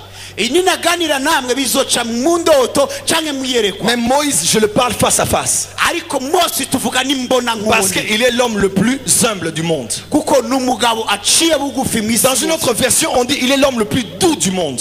rero mu bindi vyanditswe bavuga ngo ni umuntu w'intungane Mais en avançant en chemin, no mu rugendo l'homme le plus doux umuntu yoroheje a cyane raté l'héritage yatakaje umugisha à cause du fait que dans une pareille circonstance, quelque chose qui avait comme dans son sang, qui a été activé à cause de la colère. Pourquoi? Parce que de la tribu de Lévi, il y avait un lien dans la colère. yatakaje umugisha wiwe kubera ko hari ikintu cyakorera mu maraso yiwe cyavyuye rya shavu rituma abura umugisha wo kwinjira mu gihugu cy'amasezerano Et au lieu de parler au rocher, il s'est fâché et il a frappé 2 fois. Et Dieu l'a dit, tu n'hériteras pas. Pourquoi? Parce que l'homme le plus doux, comment l'homme le plus doux peut avoir de telles colères? C'est quelque chose qu'il y avait dans son sang. kubera ko yakubise igitandara kabiri imana yamubwiye ngo nuzokwinjira mu gihugu cy'amasezerano ni gute umuntu w'umugwaneza ashobora gukoresha ishavu agakubita igitandara C'était pas son problème. ni yari ingorane ye C'était un problème de la maison de son père Lévi. yari ingorane yo mu nzu ya serewi Voilà pourquoi à partir de ce soir, raba ku gituma nous allons aller dans les racines. tugiye kwinjira mu mizi Nous allons aller dans la maison de nos pères. twinjire mu mazu ya ba data De ceux qui ont commencé nos familles. abatanguriye imiryango yacu Afin que toutes les choses qui descendent d'une génération à une autre s'arrêtent à partir de nous. Et que nous sommes des ancêtres d'une génération bénie et prospère. kugira ngo ikintu cyose cyabayeho kidukurikirana urunganwe mu rundi gihagarare kuri twebwe dushyireho itanguriro ry'urunganwe rushasha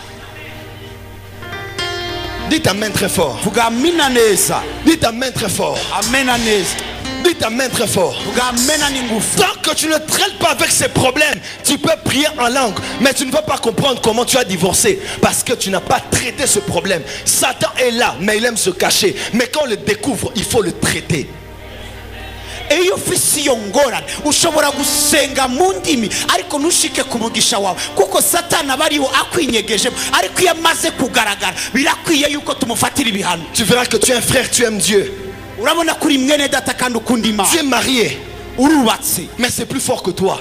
ariko bikurusha ingufu Et dans ce que tu fais qui n'est pas bon, tu te rends compte que le vrai problème, c'est un problème qui ressemble à ton père, à ton grand-père, à tes oncles, à tes frères. Ils ont tous eu un problème de maintenir une femme dans le foyer. Ils ont toujours des relations extramaritales. kandi iyo uri kuraraba iyo ngorane usanga ari iyo ngorane ikugoye usanga ari ingorane yagoye papa wawe mama wawe ni ingorane y'uko mu muryango iwanyu muja hanze y'urugo Vous êtes une femme, vous aimez votre mari, mais tu ne sais pas, des fois dans pareilles circonstances, il y a quelque chose dans ton sang qui est réactivé et tu es obligé de réagir comme ta mère ou comme les femmes de votre famille parce qu'elles elles sont autoritaires, elles sont indépendantes et tu te permets de parler n'importe comment à ton mari. Ce n'est pas toi, c'est quelque chose de la maison de ton père que tu dois renverser.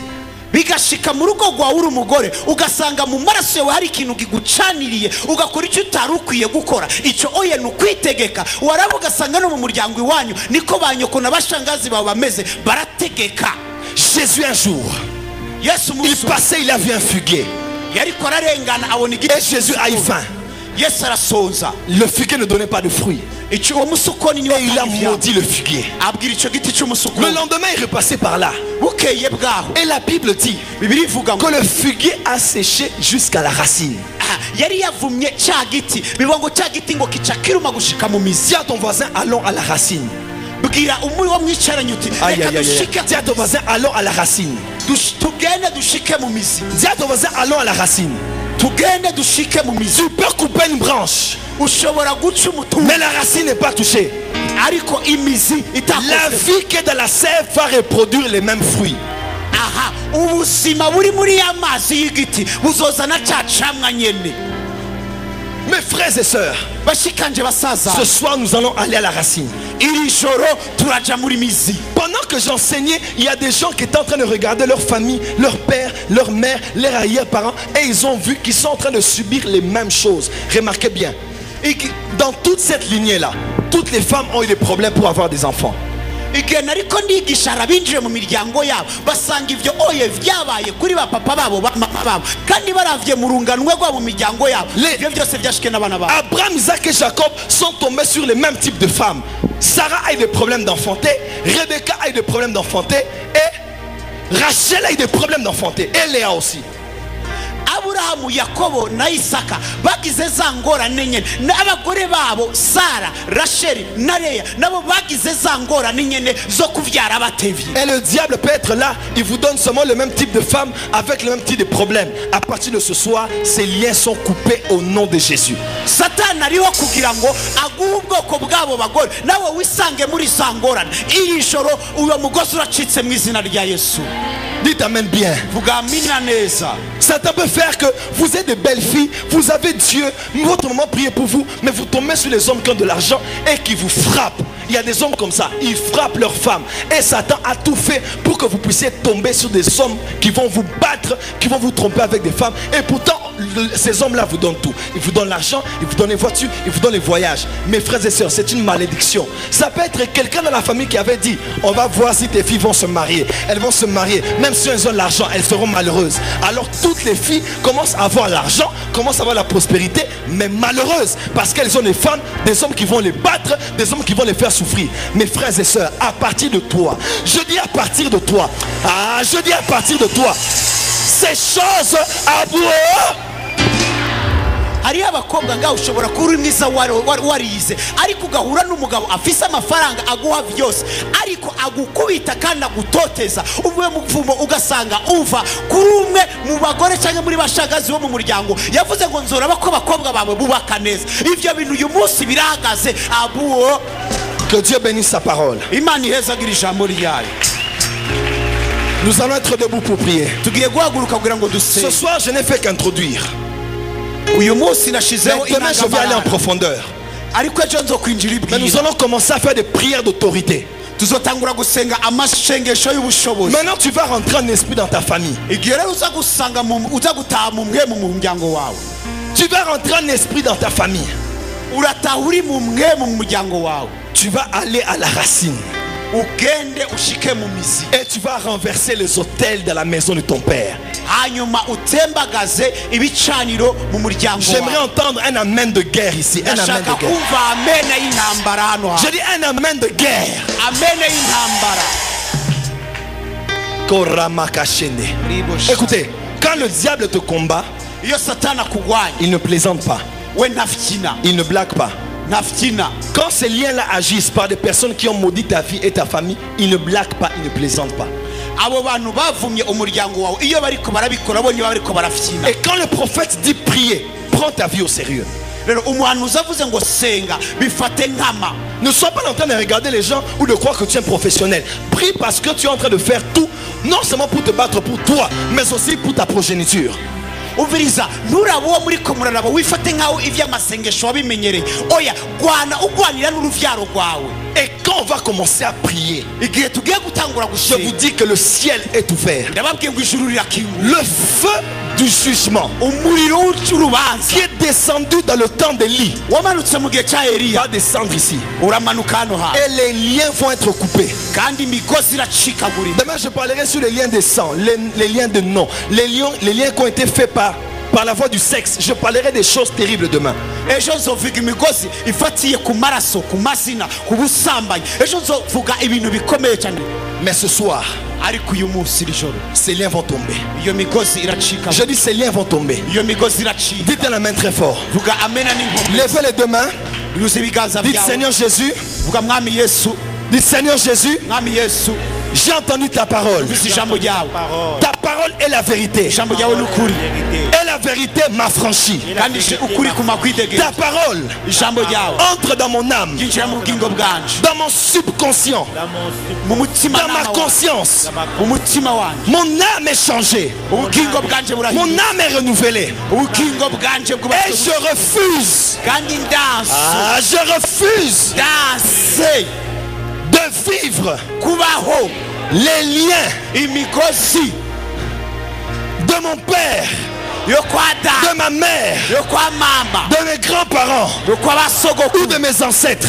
canke yo Je suis né de nouveau. navutse ubwa kabiri. Je suis enfant de Dieu. Ndi umwana w'Imana. Je refuse Ndanse ces liens qui me réclament. iyo migozi iwe. Je refuse Ndanse ces liens qui réclament mes enfants. iyo migozi isaba abana. Voilà pourquoi ce soir, Cyo gitumira ijoro je coupe les liens, ciyo migozi je renverse les autels. ndembagaje ivyo bigirwa. Au nom de... Izina rya Allez, commencez à prier, commencez à prier. tanga urusenge, Commencez à prier. tanga urusenge. On peut bouger la chair. Commencez à prier. Commencez à prier. Circulez s'il le faut. Commencez à prier. Augmentez le son. Tanga Différence. urusenge. Différence. Bishobotse ugendagende. Karamasanda. Pas de Ndabasabye pitié. mutuze ijwi ryanjye. Pas de pitié. Pas de Nta pitié. mbabazi, nta mbabazi, Pas de pitié. nta mbabazi. Ne prie pas comme un irresponsable. Ntusenge nk'umuntu ataco yitwayeho. Prie pour tes enfants. Sengera abana bawe. Priez. Senga, Priez. senga. Voilà la délivrance en train de commencer. Kubohoka gutangura. La délivrance commence. Kubohoka kwatangura. Dieu touche les enfants aînés. Imana iri kuyakunda abana Dieu b'imfura. touche les fils aînés. Imana iri kwikora abana La b'imfura. puissance de Dieu est là. Ubushobozi bw'Imana. Allez, priez, priez, priez, priez. Senga.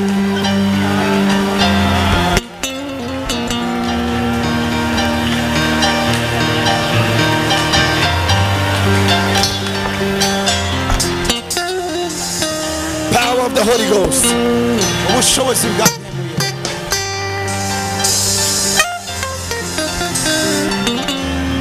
Pas de pitié, pas de pitié. Priez sérieusement, priez sérieusement. senga n'umwete wose.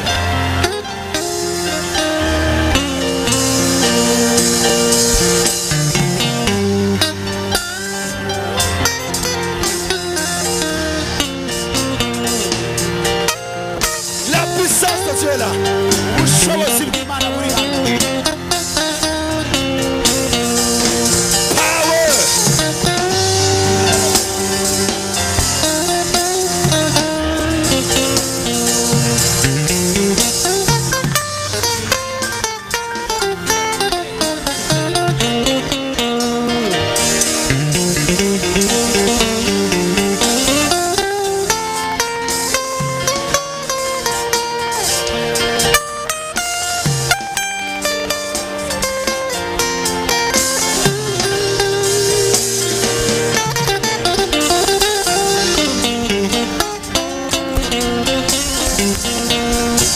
Kadabosha. Kabosha. Priez. Senga. Renversez. Renversez. Senga. Renversez. Sangangura. Renversez. Komora. Power. Tuka.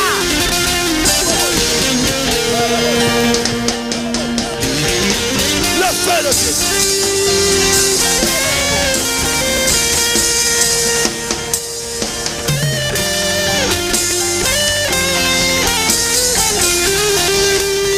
Fire.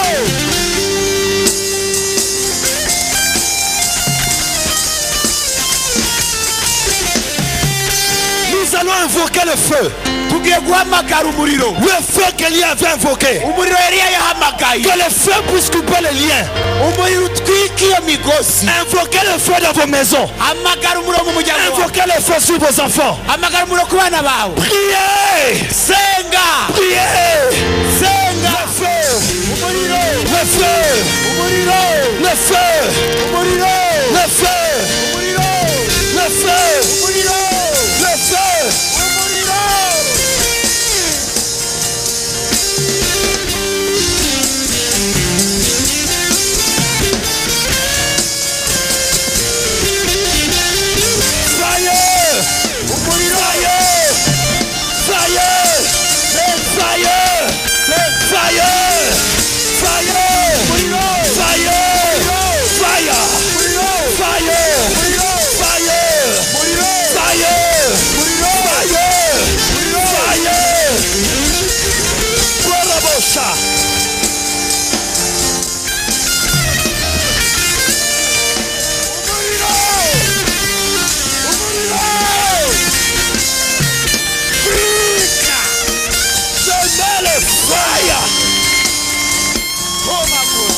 mets le feu. Je mets le feu.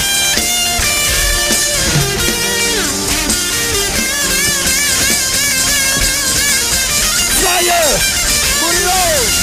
Fire! Fire! Fire!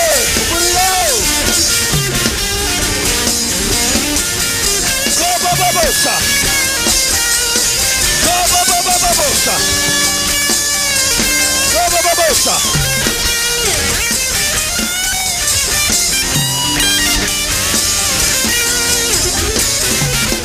Fire! Fire!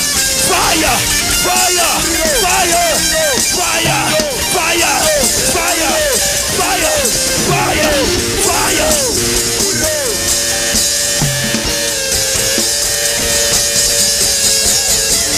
Babosa!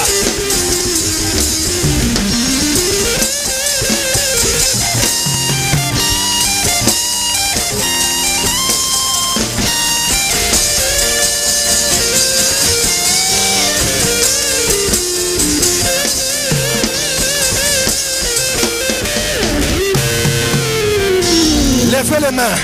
Le feu descend dans la salle. Le feu descend. Le feu descend. 23 personnes vont être touchées.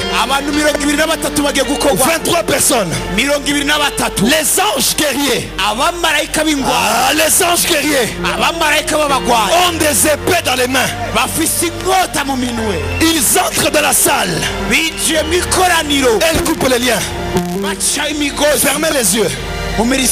Fermez les yeux. 23 personnes.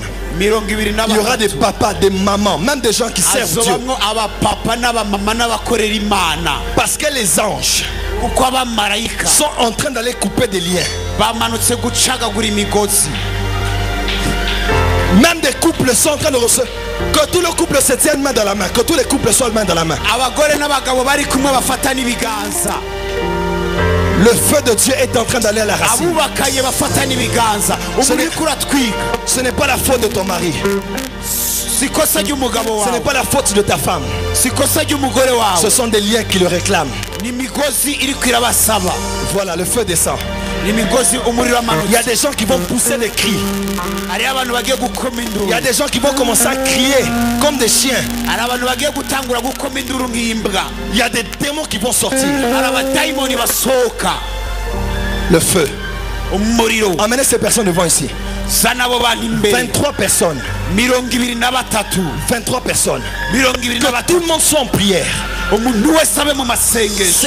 Attention, ça peut être toi. Le feu descend très fort. Il y a des femmes mariées qui ont des caractères héréditaires. Attention, c'est le feu qui descend. 23 personnes. 23 personnes. 23 personnes. 23 personnes. Le feu entre dans la salle. Que tout le monde mette les mains sur le ventre. Mettez les mains sur le ventre. Fermez les yeux, ne soyez pas distraits. Il y a des esprits qui sortent. Ça sort. Ça sort. Il y a même des gens qui vont commencer à vomir. Excusez-moi, il y a même des gens qui auront besoin d'aller au petit coin. D'aller aux toilettes. Il y a la puissance de la délivrance ici. Il y a le feu qui entre partout. Amenez-moi ces 23 personnes. Amenez-moi. C'est le feu qui descend. C'est le feu. C'est le feu. Je dis c'est le feu. Je dis c'est le feu. Il reste 20 personnes. Ça va être fort. Ne regarde pas ton voisin. Occupe-toi de ta vie. Dieu est venu te livrer. Occupe-toi de ta vie. Dieu veut te libérer dans ta famille. Il veut te libérer dans ton foyer. Fire. Fire.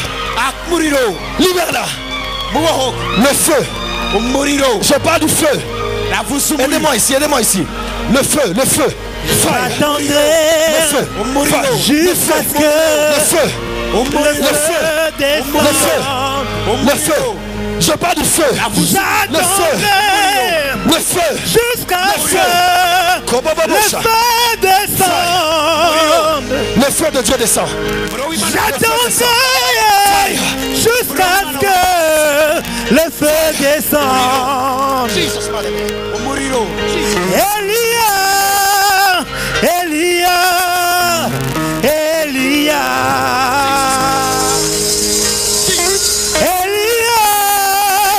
Elia, Elia.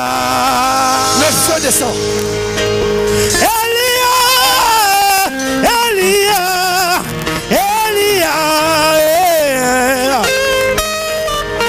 Elia, Elia, Elia.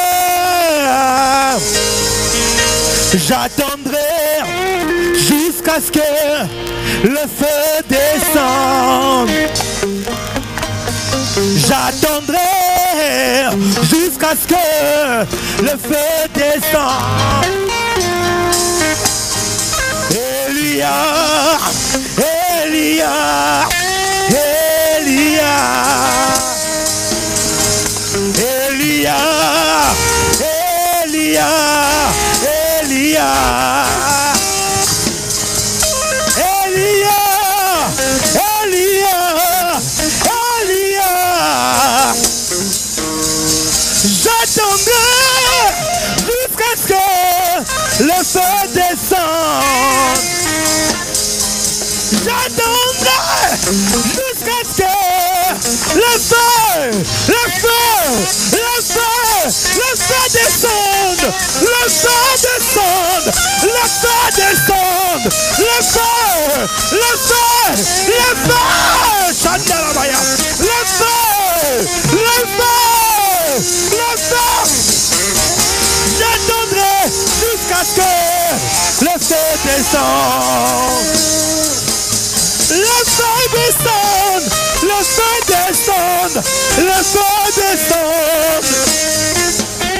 Que le feu descende, le feu descende. Oui, le feu, oui, le feu, le feu, le feu, le feu, le feu, le feu descende, le feu.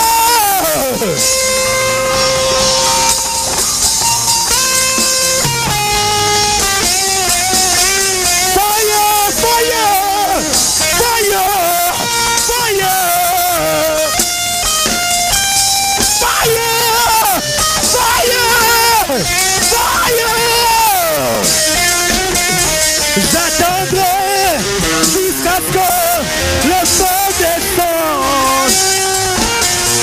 J'attendrai jusqu'à ce que le feu descende.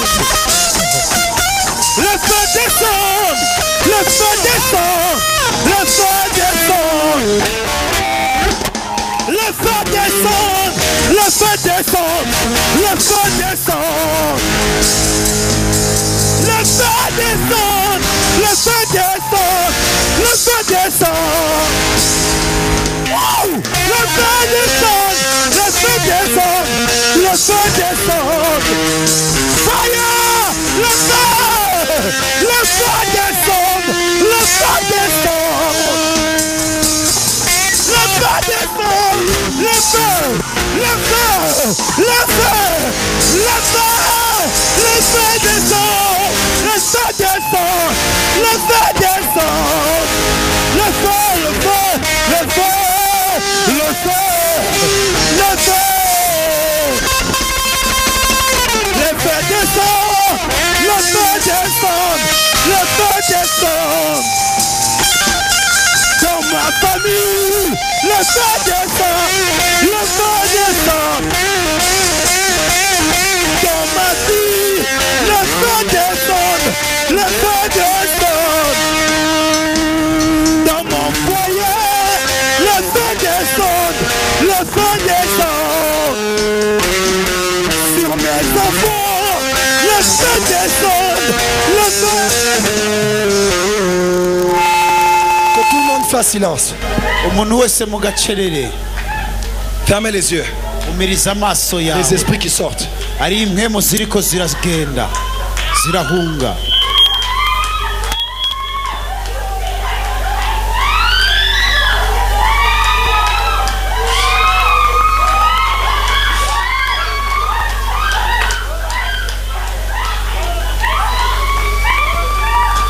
liens qui te réclament, imigozi yose igukurikirana igusaba qui viennent de ton père iva mu muryango wa so ou de la maison de tes grands-pères, no mu muryango wa basogokuru bawe vont sortir de ton corps. birasohoka mu mubiri wawe Maintenant, w'aka kanya. attention, utegure attention, b'amaso attention, b'amaso attention. b'amaso. Il y a des gens qui vont commencer à pousser des grands cris. hariho abantu bagiye gutangura gukoma induru. Mettez vos deux mains sur vos ventres. ushyire amaboko yanyu ku nda, ibiganza byanyu ku nda. S'ils ont laissé dans vos corps nimba hari icyasigaye mu mubiri wawe, des choses qui sont des points de contact, ivyo bikaba ari umugozi w'urufatiro, ces choses sont en train de sortir.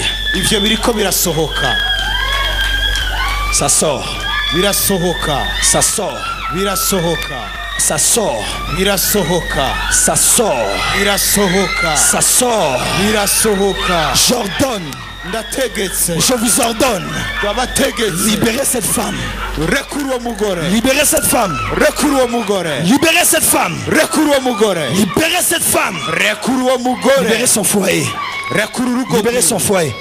Il y a des gens qui vont commencer à vomir ici. hariyo abantu bagiye gutangura kudahwa. N'ayez pas honte ntugire isoni ou n'ayez pas peur si vos voisins commencent à vomir. kandi ntugire ubwoba Ramenez-moi niba cet homme. muri kumwe atanguye kudahwa. Il y a des choses qui vont commencer à sortir. hariho ibitanguye bigira bisohoke. C'est le jour de votre délivrance. uyu ni umunsi wo kubohoka kwawe. Ça sort maintenant. birasohoka Ça rero, sort. birasohoka ubu nyene, Ça sort. biriko birasohoka, Ça sort. biriko birasohoka, Ça sort. biriko birasohoka, Ça sort. biriko Ça birasohoka, sort. biriko Ça sort par la bouche. bisohoka mu Ça sort par la bouche. biciye mu kanwa, Ça sort par la bouche. biciye mu Et kanwa. les gens ils vont commencer à cracher. abantu bagiye gutangura D'autres qui gukira, vont commencer à tousser. abandi bagiye gutangura Ça kwitsa, sort par la bouche. biciye mu kanwa, Ça sort. birasohoka, Ça sort. birasohoka, Ça sort. birasohoka, Ça sort. birasohoka, Ça sort. Ça birasohoka, sort. Ça birasohoka, sort. birasohoka.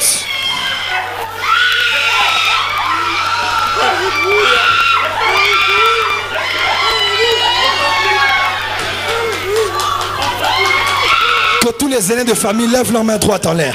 imfura mu miryango ziduze ibiganza by'ukuri. Que tous les aînés de famille lèvent les mains droites. imfura muduze ibiganza by'iburyo. Tous ceux qui sont aînés de famille, levez les mains droites. Aidez cette femme, c'est le jour de sa délivrance. Ne la mettez pas avec tout le monde parce qu'elle est enceinte. Mettez-la à côté. Ne la mettez pas avec tout, mettez-la à côté. mushire ku ruhande kuko Fermez les yeux. muhumiriza amaso yanyu.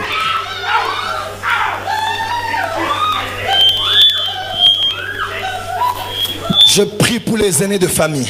ndasengeye imfura mu miryango. Masha brekaro mesabraka.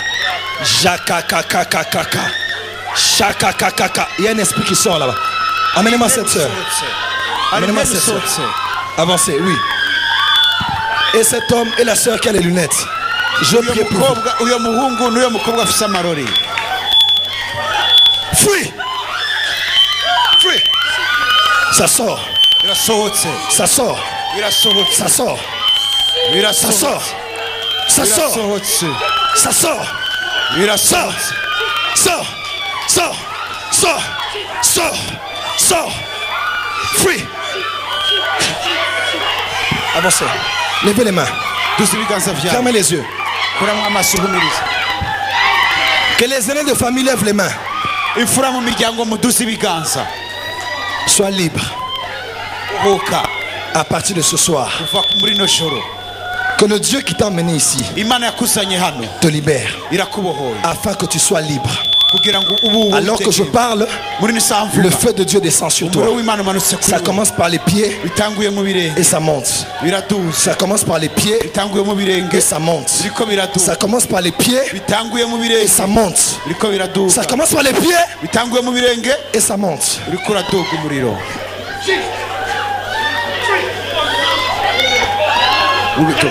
mugarugurutse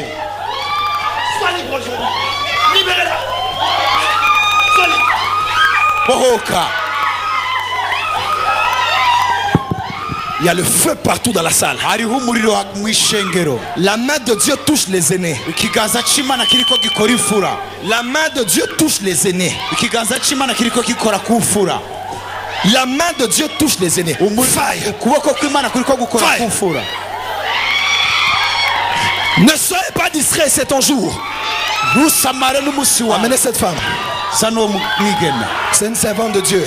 Uyu ni umukozi w'Imana. C'est une servante de Dieu, mais elle doit être libre. Ariko ategerezwa kuboha. Libérez-la. Sors. Sors. Sors par la bouche. Sors. Sors. Murekure. Sors. Soka. Sors.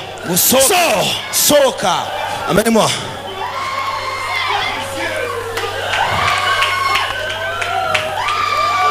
Sors. Murekure. Sors. Murekure. Sors. Soka. Sors. Soka.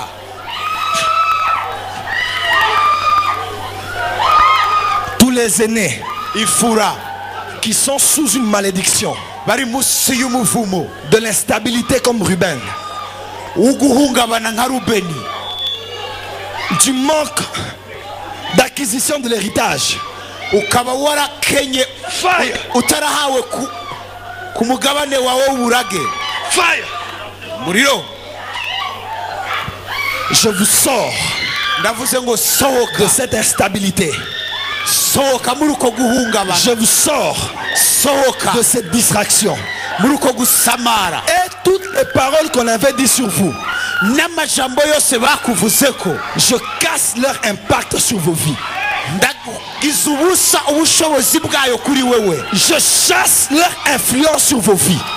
Nirukanye ububasha bwayo kuri wewe. Je vous libère ce soir. Ubohoke muri no joro. Je libère Ndabohoye tous les aînés de famille imfura mu miryango. des malédictions qui pèsent sur eux. Imivumo bariko. Au nom de Jésus. Mu izina rya Yesu. Il y a un garçon qui s'appelle Patrice, il est ici. Hari umuhungu yitwa Patrice Il Ariya. est aîné de sa famille. Ni imfura mu muryango wiwe. La main de Dieu le touche. Ikiganza c'Imana Il s'appelle kigukozeko. Patrice, il est aîné de sa Witwa famille. Patrice uri imfura mu muryango Si wawe. tu es là, avance vite que je prie pour toi. Niwaba uri ngaha nyaruka tugusengere. Merci Patrice. Tugusengere. Urakoze Patrice. Dieu m'a dit Patrice est mon serviteur. Imana yambwiye ngo Patrice n'umukozi wawe. Mais il est très combattu dans sa famille. Ariko aragwanywa mu muryango wiwe. Même pour étudier, il étudie en dents de scie. No mu mashuri yo mu kwiga yiga nabi. Mais Patrice est la tête de file de sa famille. Ariko Patrice ni umutwe mu muryango wiwe. Voilà Patrice, il est là. Ehe nguyu Patrice mwamubona. Patrice, alors que je parle, lève les mains. Patrice muri no sandiko. La main de Dieu te touche. Ikiganza c'Imana Parce que tu as un puissant appel de Dieu. kuko ufise umuhamagaro w'ubushobozi Et w'Imana. ces derniers jours, tu as une soif de Dieu que tu n'arrives pas à Kandi comprendre. muri iyi minsi wagize inyota y'Imana. Dieu dit, il te visite. Imana iravuze ngo Il irakugendera. te sort des choses qui te lient. Igukuye mu byari Et il bikuboshe. te fait entrer dans ta destinée. Kandi winjire mu. Soyez derrière Patrice. Wowe Patrice. La main de Dieu le touche. Ikiganza. La main de Dieu le touche. Ikiganza c'Imana kigukoze. Prophète Jimmy, j'ai besoin de toi. Prophète Jimmy ndagukeneye nga. Mets seulement tes mains sur le clavier. Ushira ibiganza byawe kuri clavier. Reçois. Akira. Reçois. Akira. Patrice, reçois. Patrice Akira. Reçois. Akira. Reçois. Akira. Reçois. Akira. Reçois. Akira. Reçois. Akira. Reçois. Akira. Reçois. Akira. Reçois. Akira. Reçois. Akira.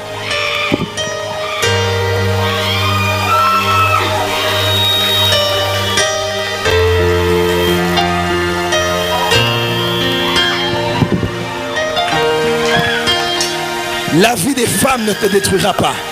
Ubuzima bw'abagore ntibuzokwica. Toi, tu es différent des hommes de ta famille. wowe utandukanye n'abagabo bo mu muryango Parce que wawe. le sang de Jésus crie plus fort que le sang des hommes. Kuko amaraso ya Yesu Kristo avuga byiza kurusha Tu vas amaraso servir y'abantu. Dieu Utegerezwa gukorera Imana et tu es libre. kandi urabohotse. Tous les aînés sont libres ici. Abagabo bose murabohotse mu izina rye. Les aînés sont libérés. Imfura zose murabohotse. Les aînés sont libérés. Imfura murabohotse. Ramenez-moi Patrice. Zanira Patrice.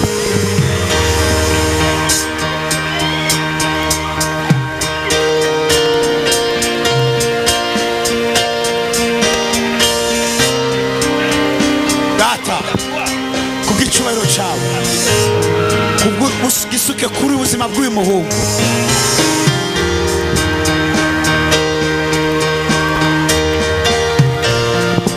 Acclamez très fort le Seigneur. Komera Imana amashyi cyane. Et je vais prier pour une dernière chose. Ngiye gusengera ikintu cya Mettez nyuma. vos deux mains sur vos ventres. Shira ibiganza byanyu ku nda. toute maladie, mais qui est d'origine démoniaque ou héréditaire. indwara yose iva mu muryango wawe canke ku badayimoni. Diabète héréditaire. Diyabete iva mu muryango. Stérilité héréditaire. Ubugumba bwo mu muryango. Il y a des gens qui ont des maladies qui ne se manifestent qu'à une période de leur âge. Hari abantu bafise indwara ziseruka mu gihe runaka mu myaka yabo. La maladie est déjà là. Indwara iri ahari. Mais elle attend un âge pour s'activer.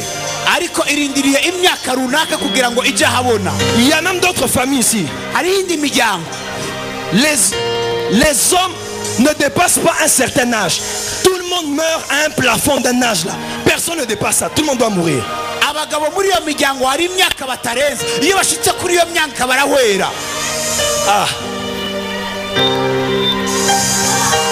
La puissance de Dieu brise. Ubushobozi bw'Imana buriko burakora hano. Toute maladie, indwara zose héréditaire, karande, différence. Toute maladie héréditaire, indwara zose karande, diabète héréditaire, diabète iva mu muryango, cancer héréditaire. Cancer yo mu muryango. Dieu touche cette femme qui est en face de moi. Dieu touche. Allez derrière elle. Allez derrière elle. Allez derrière elle. Ne sois pas distrait, c'est ton jour là où tu es. Ma prekesi broko mashabreka. La kasoko popokoshi. Magasika mamakaso. Li parako manakuma. Sika makuma kakaka. Ruka makaba kobo kobo. Kaba kaba kabaka. Kaba kaba kaka. Kaka kaka kaka kaka kaka. Makasaka. Rakabashaka. Magazaka mangoko koboso. Mekaka magamayaka. Maya bashaka baya. Kobo shamada. Parmekebelo.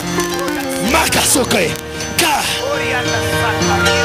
Personne ne va se blesser, laissez-les. La puissance de Dieu est ici. Que tout le monde soit concentré. Makaso. Magasika. Marikasoma. Marimasupa nikamasopa.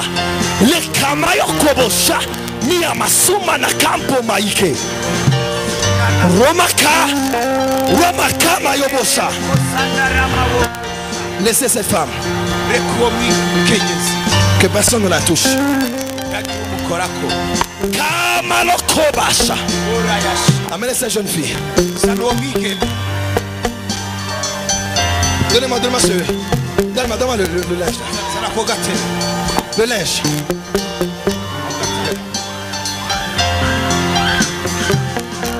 Jésus free. Karaboshamika. Remakumani karaboso. Marikamako. Lesumanikapo mayaka. Kumanese manikafa. Romakabashe.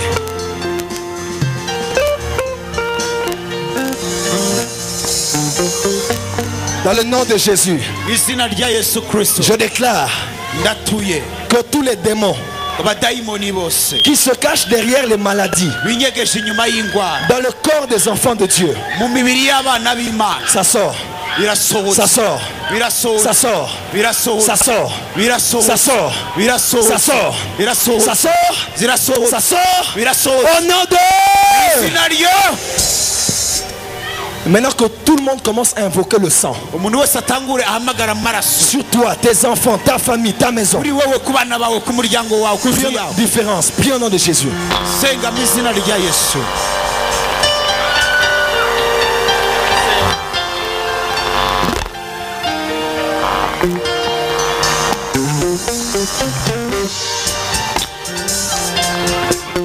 Nola.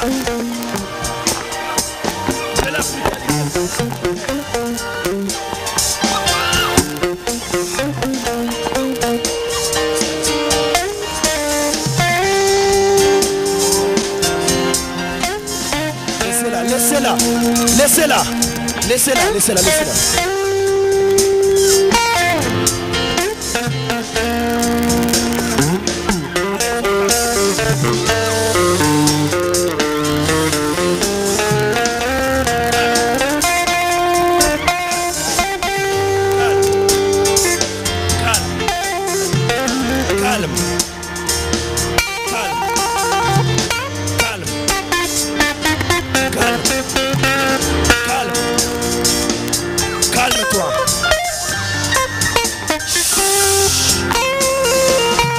Laissez-la. Laissez-la. Laissez-la.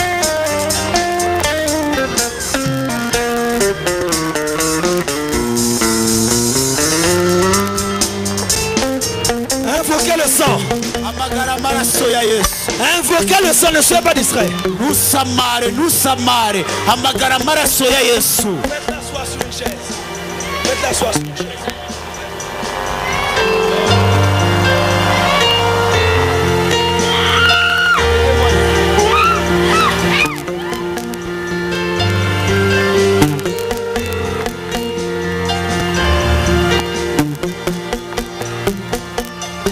Au nom de... Maintenant restez calme. Levez les mains. Je déclare que toi, tu es l'exception. Je déclare que ton foyer est l'exception. Tu es l'ancêtre d'une nouvelle génération. Par toi, l'histoire ne se répétera plus.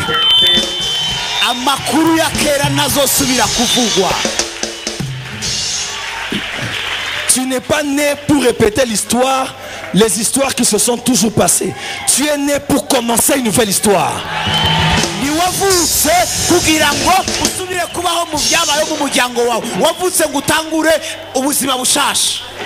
Toi, tu es béni.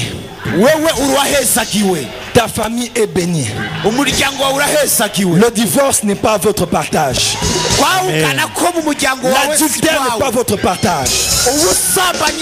La stérilité n'est pas votre partage. Tu n'es pas ce que les parents ont dit que tu seras. Tu as dit ce que Dieu a dit que tu es. Sur toi, même si quelqu'un qui était déjà mort était allé de la tombe avec des paroles qu'il avait dit sur toi, Jésus est déjà allé au tombeau. Même si on avait coulé le sang pour vous sacrifier, je déclare que le sang de Jésus crie plus que le sang des hommes.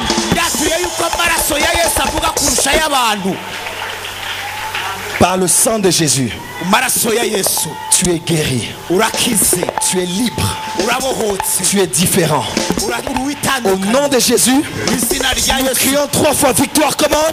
Victoire, victoire, victoire. Je ne vous entends pas. Victoire 3 fois. Comment? Victoire, victoire, victoire, victoire. 3 fois victoire. Comment? Victoire, victoire, victoire, victoire. C'est le cri de victoire.